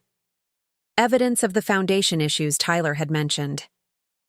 Jason unlocked the door, and Martha steeled herself before stepping inside. Nothing could have prepared her for the sight that greeted her. The grand entryway, once featuring an elegant curved staircase and antique console table, had been partially demolished. Walls were missing, exposing framing and electrical work. The hardwood floors were covered with construction dust and plastic sheeting. The crystal chandelier that had hung in the foyer since 1902 was gone. Where's the chandelier? Martha asked, her voice barely above a whisper. Emma and Jason exchanged glances. It's in storage, Emma replied carefully. Along with the other valuable fixtures and architectural elements we removed before construction. We were planning to reinstall some of them in the renovated apartments. Martha moved further into the house, each room revealing more devastation. The formal living room where she had hosted countless holiday gatherings was now a skeleton of its former self, wall studs exposed and ceiling panels removed. The dining room's built-in china cabinets had been disassembled, the wainscoting stripped away. Rachel stayed close, occasionally placing a supportive hand on Martha's arm as they navigated the construction debris. Emma and Jason trailed behind, silent witnesses to Martha's first encounter with what they had done to her home. When they reached the library, Richard's favorite room, with its floor-to-ceiling bookshelves and leather reading chairs, Martha found it relatively untouched, though emptied of books. She noticed a distinct slant to the floor, confirming the foundation issues. "We hadn't started on this section yet," Jason explained. "The plan was to turn the library and adjacent sunroom into the master suite for the largest apartment." Martha nodded absently, trying to reconcile her memories with the reality before her. "And upstairs?" "Similar to down here," Emma said. "Walls opened up, some preliminary electrical work. The contractors focused on the structure first before finishing any particular area." They climbed the stairs carefully, Rachel insisting on testing each step before allowing Martha to proceed. The second floor revealed more of the same, partially. Demolished walls, exposed wiring, stacks of drywall waiting to be installed. Martha paused at the door to what had been her bedroom for 5 decades. "May I have a moment alone?" Emma looked ready to object on safety grounds, but Jason touched her arm. "Of course, Grandma. We'll wait by the stairs." Martha stepped into the master bedroom, relieved to find it somewhat less damaged than the other spaces. The large bay window still offered its stunning view of the garden below, though plastic sheeting now covered the glass. Her antique 4-poster bed was gone, as was the matching dresser, but the window seat Richard had built for their 10th anniversary remained intact. She sank onto it, running her fingers over the carved wood. Memories flooded back, reading bedtime stories to her daughter Sarah in this very spot, later doing the same for her grandchildren. Richard bringing her breakfast in bed every birthday. The last conversation they'd had in this room before his. Heart finally gave out 7 years ago. Tears welled in her eyes, but she brushed them away firmly. The house contained precious memories, but that's all they were, memories.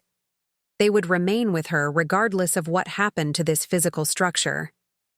With newfound resolve, Martha rejoined the others. "I'd like to check the attic for my personal storage, then see what's left in the basement." The attic revealed stacks of labeled boxes, holiday decorations, family photo albums, seasonal clothing, and other items Martha had carefully organized over the years. To her relief, they appeared untouched. "We'll need to arrange for these to be moved to storage," Rachel noted, making a list on her phone.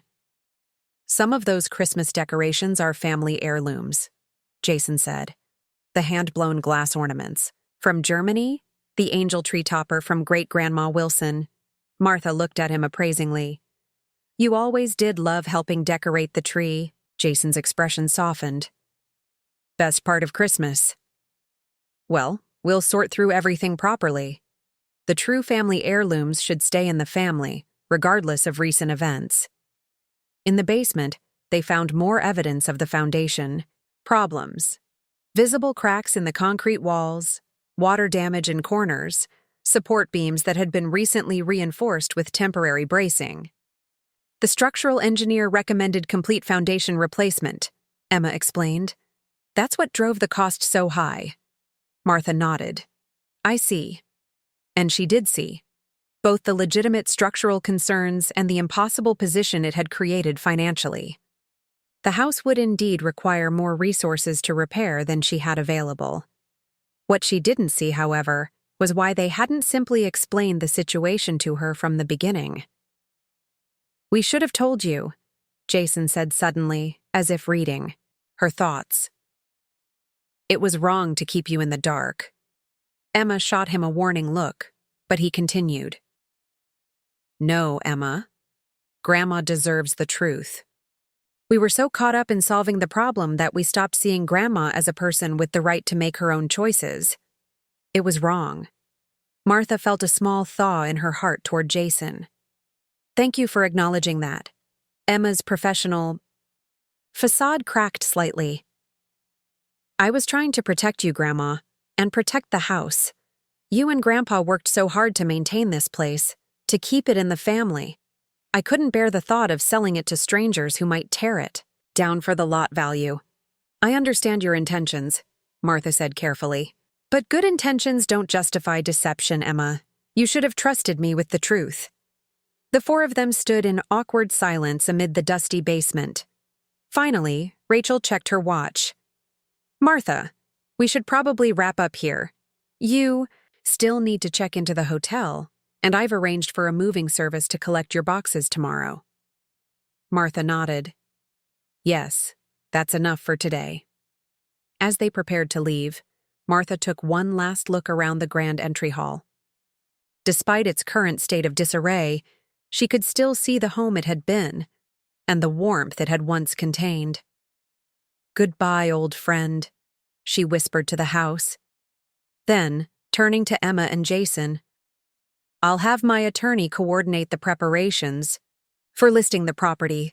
Please ensure all construction areas are secured in the meantime.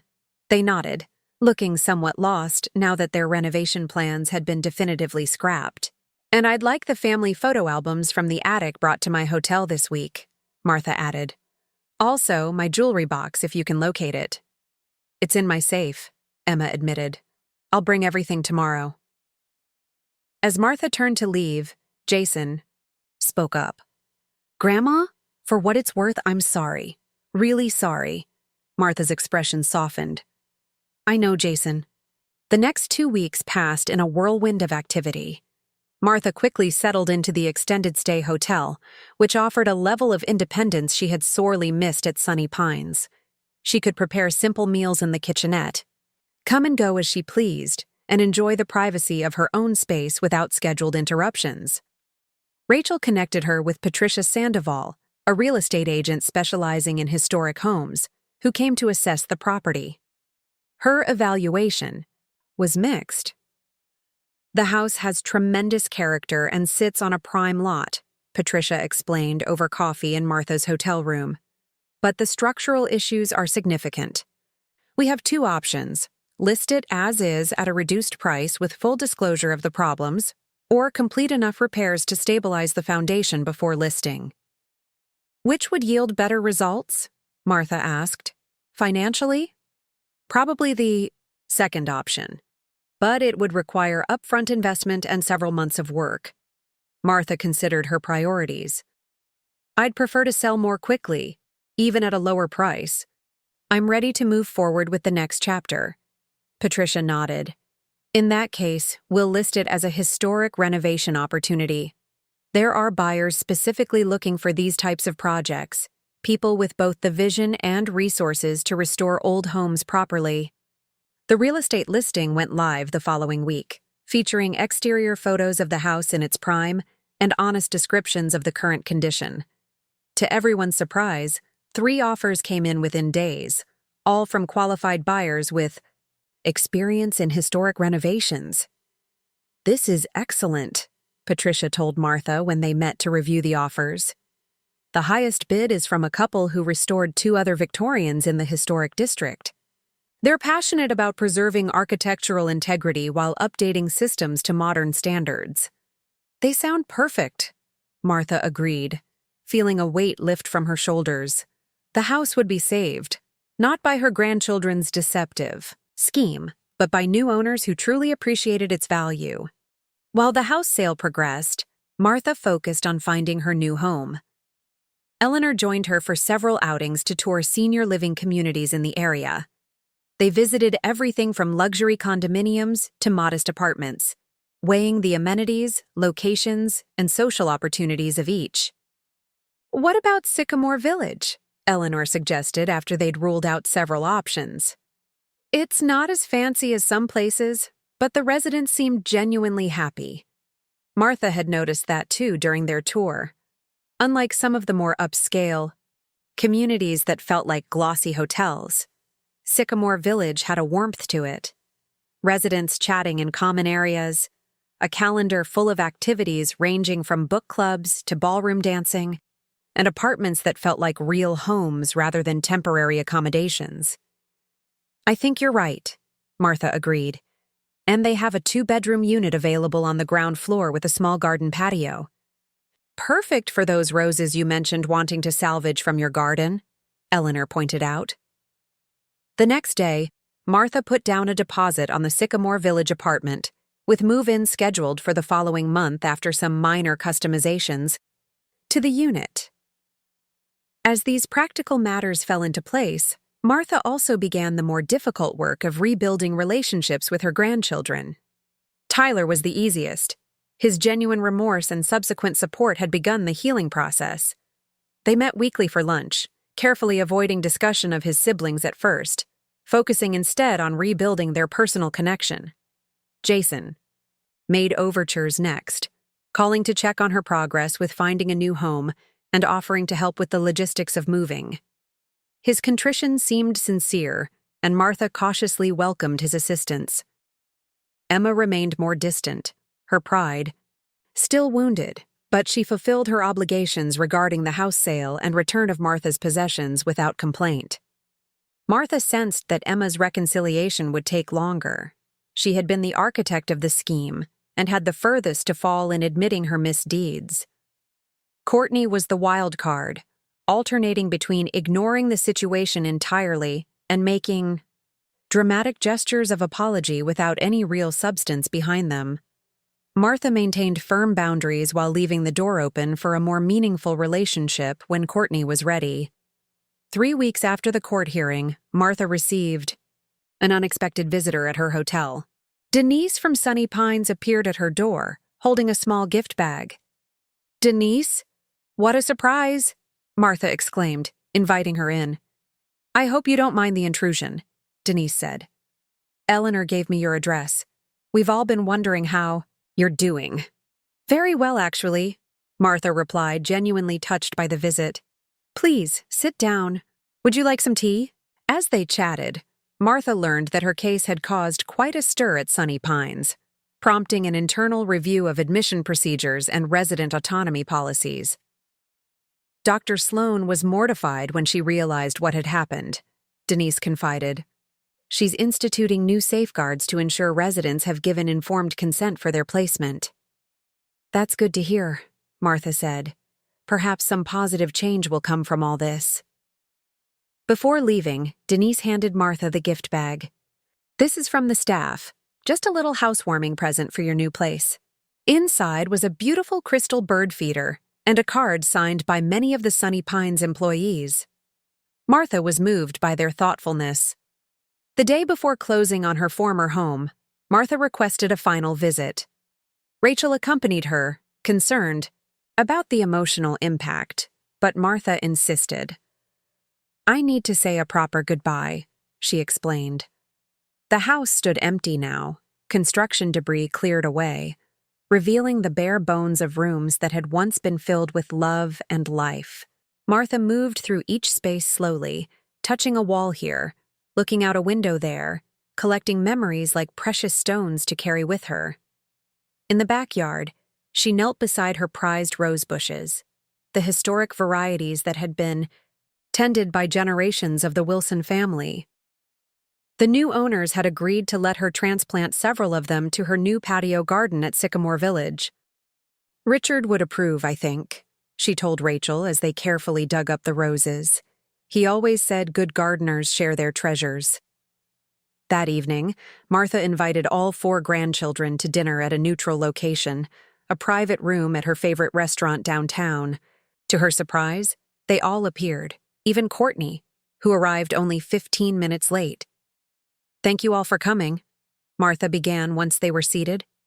"Tomorrow I'll be signing the closing documents on the house, and next week I'll be moving into my new apartment at Sycamore Village. I wanted us to gather once more as a family before these chapters close." Tension hung in the air as she continued. "What happened between us was serious, and the breach of trust will take time to heal. But you are my family, my only family, and I'm not willing to lose that completely, despite recent events." Emma spoke first, her voice uncharacteristically hesitant. "We're grateful for this opportunity, Grandma. At least I am." The others murmured agreement. "I've been thinking a lot about why things unfolded as they did," Martha continued. "And I realize I bear some responsibility too." "Grandma?" "No," Tyler objected. "You didn't do anything wrong." "Perhaps not in this specific situation," Martha acknowledged. "But over the years, I've sometimes treated you all as the children you once were, rather than the adults you've become. I've kept my worries and problems to myself, trying to protect you just as you claim to be protecting me." She looked at each of them in turn.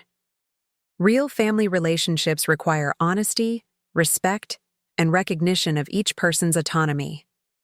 I'm willing to build that kind of relationship with each of you, if you're willing to do the same. The conversation that followed was sometimes difficult, occasionally tearful, but ultimately healing. No magical reconciliation occurred. Trust, once broken, required time and consistent effort to rebuild.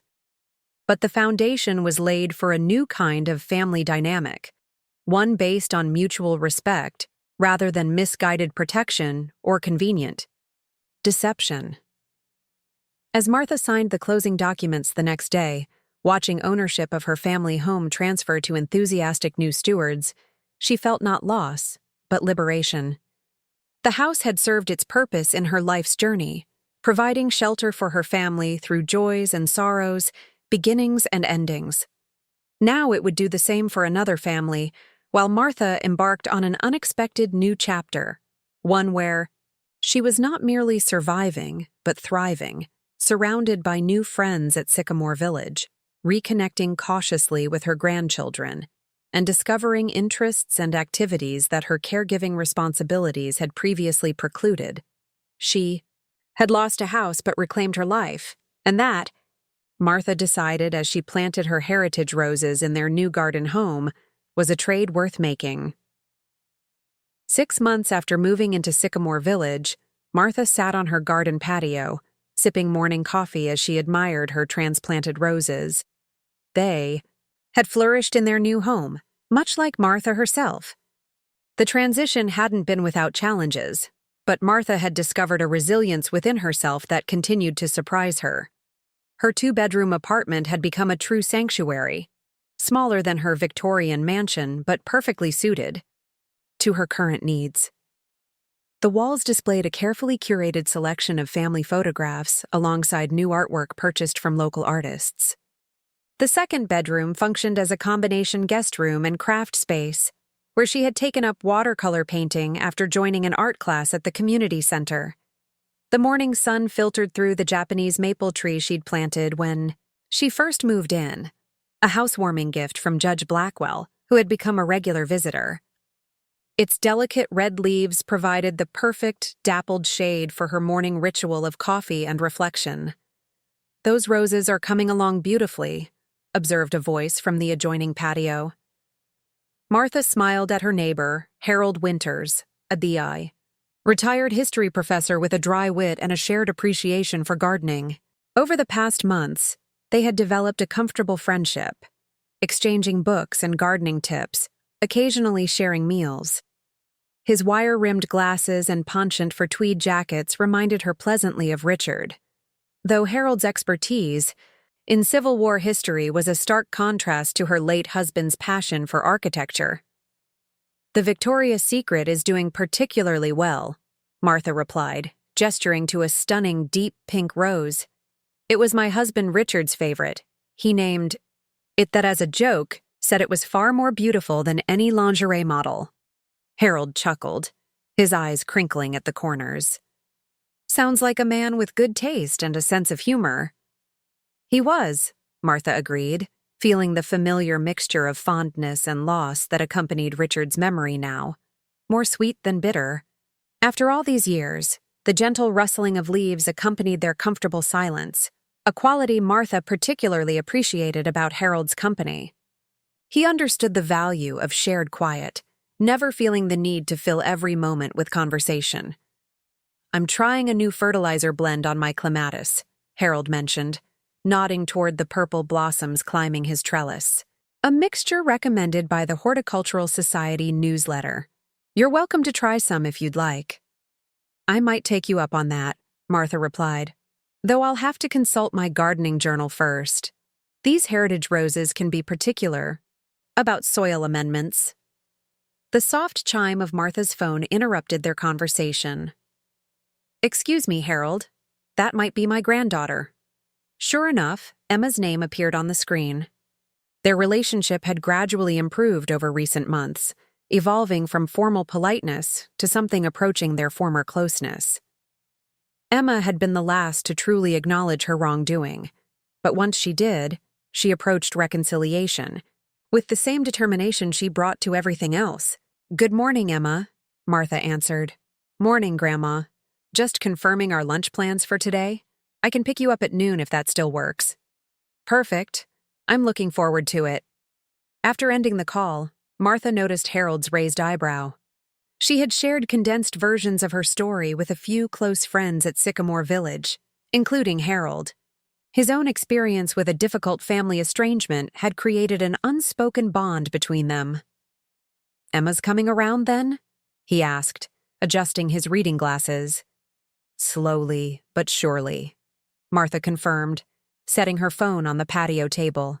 We're still finding our way, but there's progress. She's finally stopped trying to manage my finances and medical appointments, which is a significant improvement. Last week, she actually asked my opinion on a business decision instead of simply informing me what she planned to do. Small victories. Harold nodded approvingly. And the others? Martha considered the varying states of her relationships with her other grandchildren. Tyler and I are in a good place. He visits weekly, and there's an authenticity to our interactions that was missing before. He's even brought his new girlfriend twice, which feels like a significant step, introducing her to the family. Martha smiled at a recent memory. Jason makes an effort, too, though his work schedule limits his visits. He calls more regularly now, especially since his wife announced they're expecting. The prospect of becoming a great-grandmother has put many things in perspective. She paused, her expression more conflicted.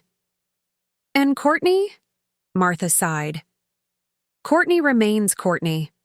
Some weeks she's attentive and engaged. Others she disappears entirely. Last month she showed up unannounced at midnight after a breakup, seeking comfort and advice. Then I didn't hear from her for 3 weeks, but I've accepted that's who she is. Families are complicated, Harold observed, adjusting the cushion on his patio chair. My daughter and I didn't speak for nearly a decade after my divorce from her mother. Now we talk every Sunday without fail, and she's bringing my grandchildren. For Thanksgiving? Martha nodded, appreciating his understanding. Time and boundaries work wonders. Later that day, as Martha and Emma settled at an outdoor table at Riverside Cafe, Martha's favorite spot with its view of the winding creek and weeping willows, she noticed subtle changes in her eldest grandchild. The rigid perfectionism that had characterized Emma for most of her adult life seemed softened somehow, her typically severe hairstyle replaced by something looser, more natural. Even her attire had shifted from the strictly formal business suits to a more relaxed blouse and slacks combination. You look well, Martha commented, studying her granddaughter's face. Different somehow, Emma smiled self-consciously, tucking a strand of hair behind her ear, a girlish gesture Martha hadn't seen in years. I've been seeing a therapist, actually.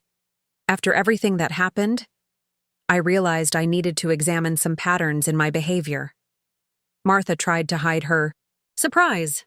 Emma had always dismissed therapy as unnecessary navel-gazing, preferring to power through difficulties with sheer determination rather than reflection.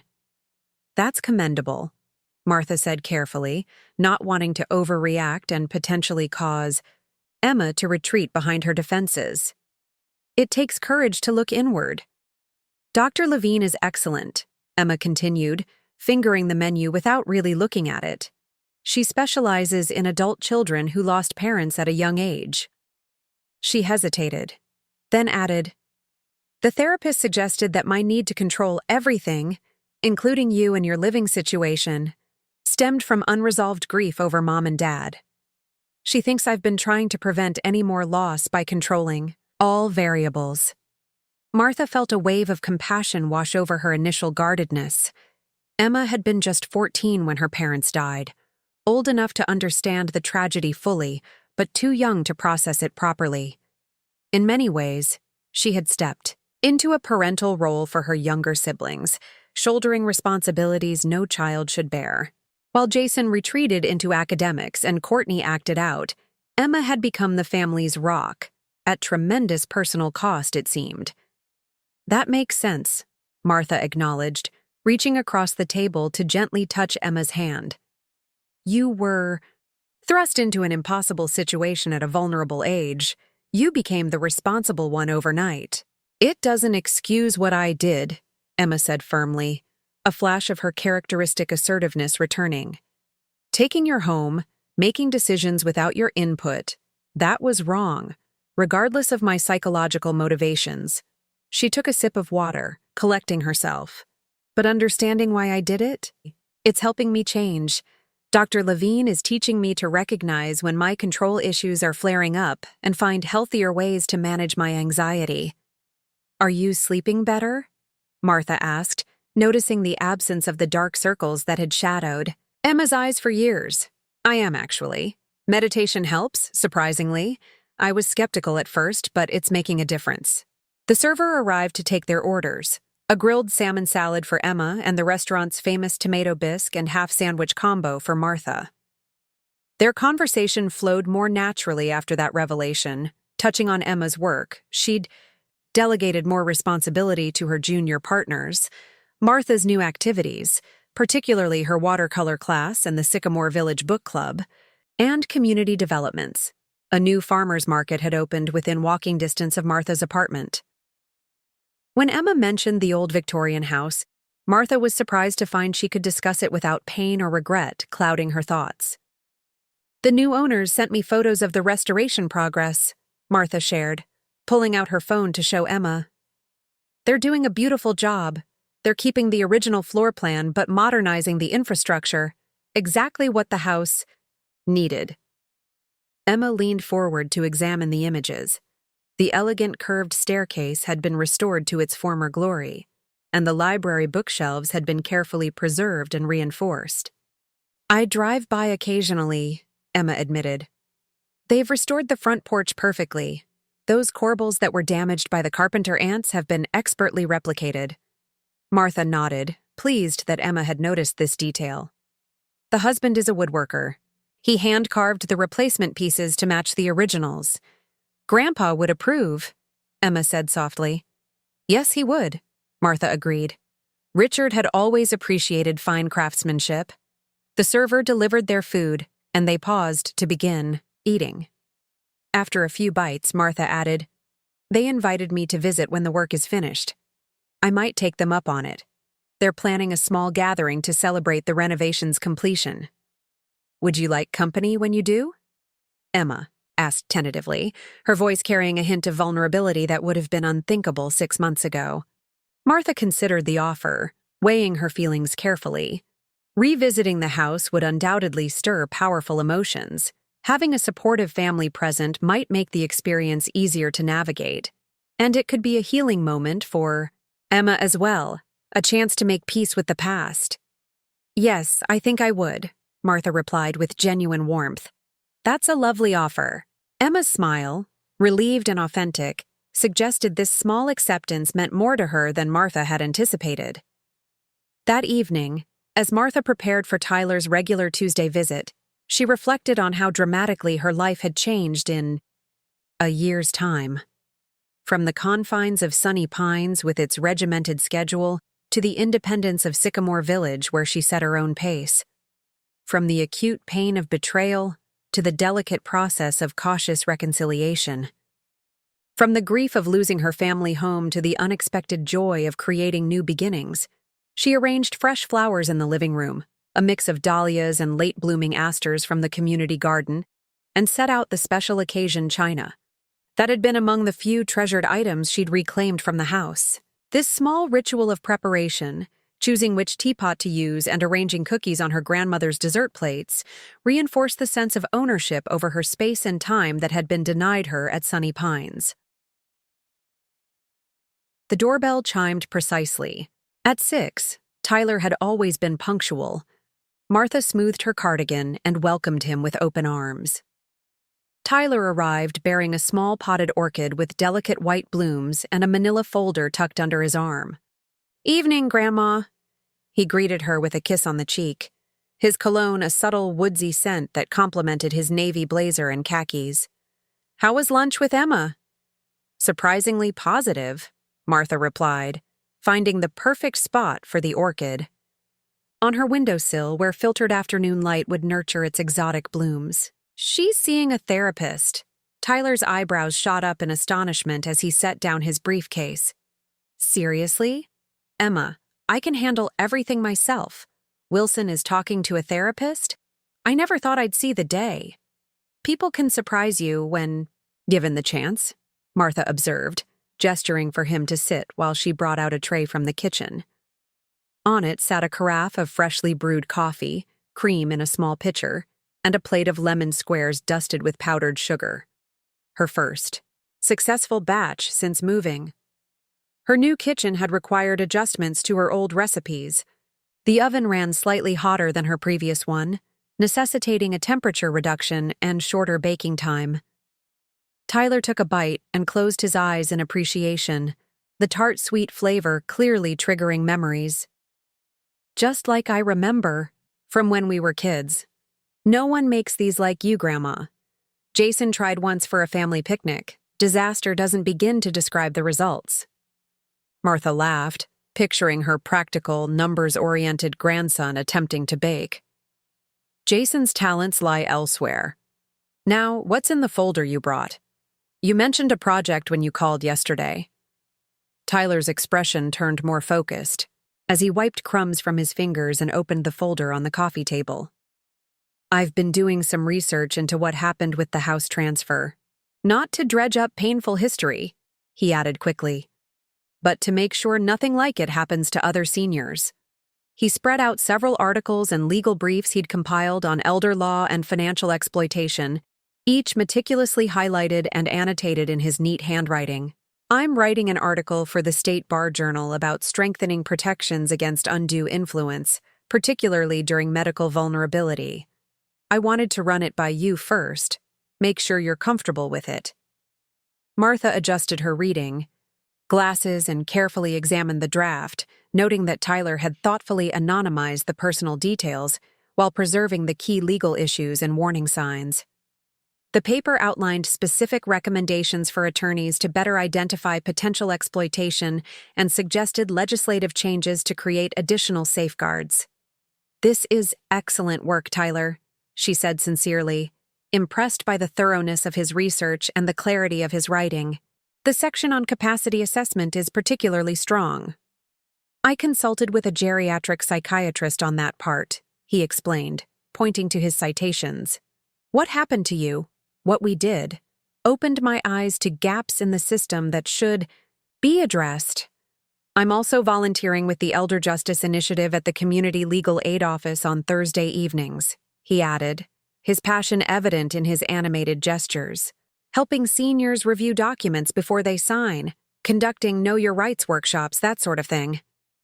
Last week, I helped a widower whose children were pressuring him to put his farm in their names for tax purposes." Martha felt a swell of pride expand in her chest. Her youngest grandchild was transforming their difficult family experience into something constructive that could protect others from similar situations. In her decades of teaching elementary school before retirement, she had always told her students that the measure of character was not avoiding mistakes but learning from them. Tyler was embodying this principle perfectly. "That's wonderful," she said warmly, reaching across to squeeze his hand. "Richard would be so proud of the lawyer you've become, not just skilled but ethical and community-minded. He always said the practice of law should be about more than billable hours." Tyler looked away, blinking rapidly at the mention of his grandfather. That means a lot, Grandma. I think about him often when I'm working on these cases.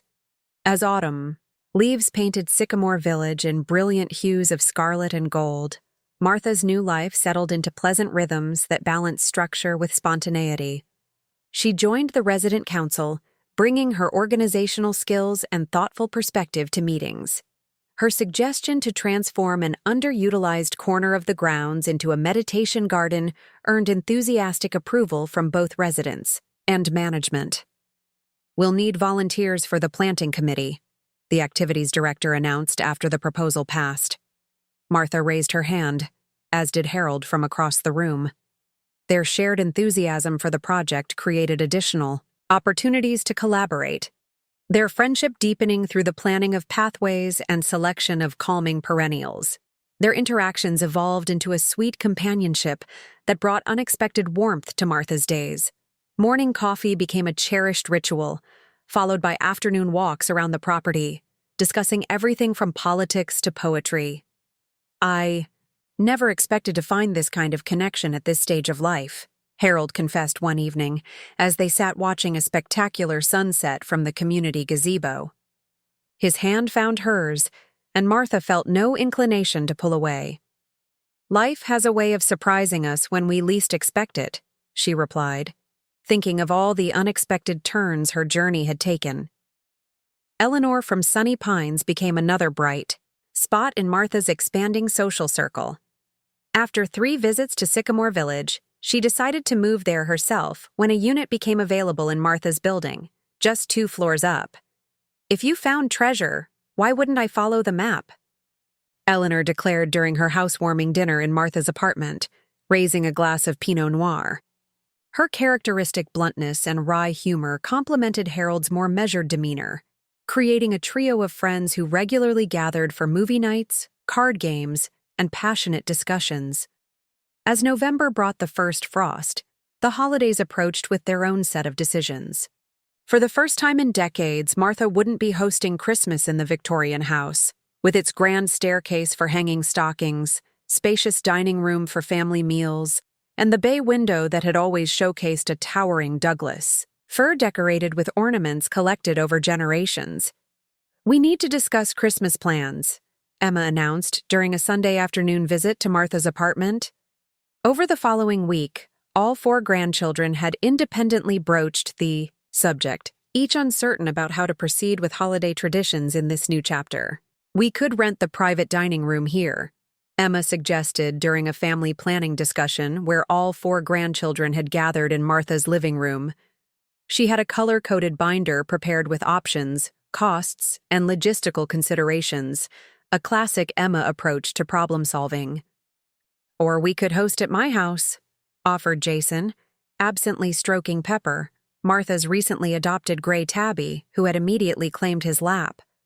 "It's not as big as the old place, but Lisa and I could make it work. We have that sunroom edition." "Now!" Courtney, sprawled dramatically on the love seat, suggested a restaurant. "The Westfield Hotel does an amazing holiday buffet. No cooking, no cleaning, just enjoying the day." Martha listened to their suggestions, touched by their desire to maintain family connections despite the changes. She had been contemplating the holidays herself, recognizing that attempting to replicate past celebrations might only highlight what had been lost. "Actually," Martha said when the discussion reached a natural pause, "I've been thinking about something different this year." She described the Sycamore Village Community Center's special holiday dinner. "There's music, dancing, and they decorate beautifully. The photos from last year were stunning, a 20-foot tree and live piano music. We could join that celebration instead of trying to recreate what we've done in the past." A moment of silence followed her suggestion. Martha understood. Their hesitation. Holiday traditions ran deep and changes never came easily. Emma fidgeted with her pen, Jason looked contemplative, and Courtney's expression was unreadable behind her oversized sunglasses despite the indoor setting. But part of their new beginning involved creating fresh traditions that fit their current reality, rather than clinging to a past that could never be recaptured exactly as it was. I think that sounds lovely, Tyler said finally, breaking the silence. And it would mean you don't have to cook all day, Grandma. You could actually enjoy the celebration instead of spending hours in the kitchen. I could still make my famous cranberry relish, Martha offered, seeing the slight resistance in Emma's posture. And perhaps we could gather at my apartment Christmas morning for coffee, pastries, and gift exchanges before the community dinner. This compromise sparked a shift in the mood. One by one, they nodded in agreement. Even Courtney, typically resistant to any plan that wasn't her own idea, seemed amenable. As long as we still do the Christmas crackers with the paper crowns, she stipulated, pushing her sunglasses up into her hair. It's not Christmas without those ridiculous paper crowns. Remember when Grandpa wore his the entire day, even to get the mail? Martha laughed at the memory of dignified Richard Wilson, strolling down the driveway in his cardigan and purple paper crown. Absolutely. Some traditions are non-negotiable. And I'll bring Grandpa's eggnog recipe, Jason added. Lisa found his handwritten card when we were unpacking last summer's boxes. I can handle decorating your apartment, Emma offered, warming to the new plan. Nothing too elaborate, but festive. As the discussion evolved into genuine enthusiasm, Martha observed the interaction with quiet satisfaction. 6 months ago, such a gathering would have been tense and strained, the betrayal too fresh. Now, while not forgotten, it had receded, enough to allow new connections to form. When the planning concluded and her grandchildren prepared to leave, Martha accompanied them to the door. Tyler hugged her tightly, Emma kissed her cheek with newfound ease. Jason promised to email his mother's pumpkin pie recipe she'd requested, and Courtney, in characteristic fashion, announced she'd found the absolute perfect Christmas gift for Martha before dashing off to her car. Martha stood in her doorway, watching as her grandchildren walked together toward the parking lot, their conversation animated and punctuated by laughter. Jason said something that made Tyler throw back, his head in mirth while Emma nudged Courtney playfully. The sight warmed Martha's heart more than she could express. They were healing not just individually but collectively. Later that evening, after sharing a quiet dinner with Harold on her patio, a simple meal of butternut squash soup and freshly baked bread from the farmer's market, Martha sat alone under the stars. Wrapped in a soft afghan crocheted by a fellow Sycamore Village resident, she reflected on the remarkable journey of the past year. She had received an unexpected gift amid the turmoil, the gift of reinvention. At 78, when many of her peers were settling into familiar patterns and diminishing horizons, Martha had discovered new interests, formed new friendships, and created a life that was authentically hers rather than merely an extension of her roles as wife, mother, and grandmother. The watercolor painting she'd completed in yesterday's art class sat on her easel, a sunrise over mountains, symbolizing new beginnings. Her book club selection rested on the side table, alongside notes for the memoir writing workshop she'd joined. On her calendar, upcoming events populated the days: a museum outing with Harold, volunteer work at the elementary school reading program, lunch with Rachel Kendrick, who had become a friend beyond her role as attorney. The property records that had shocked everyone, that had initially felt like the ultimate betrayal, had set looking for more. We've got 2 amazing stories ready for you right on screen. If this one touched you, these are absolutely worth your time. Click to watch them now. And hey, subscribe and hit that bell to never miss our latest uploads.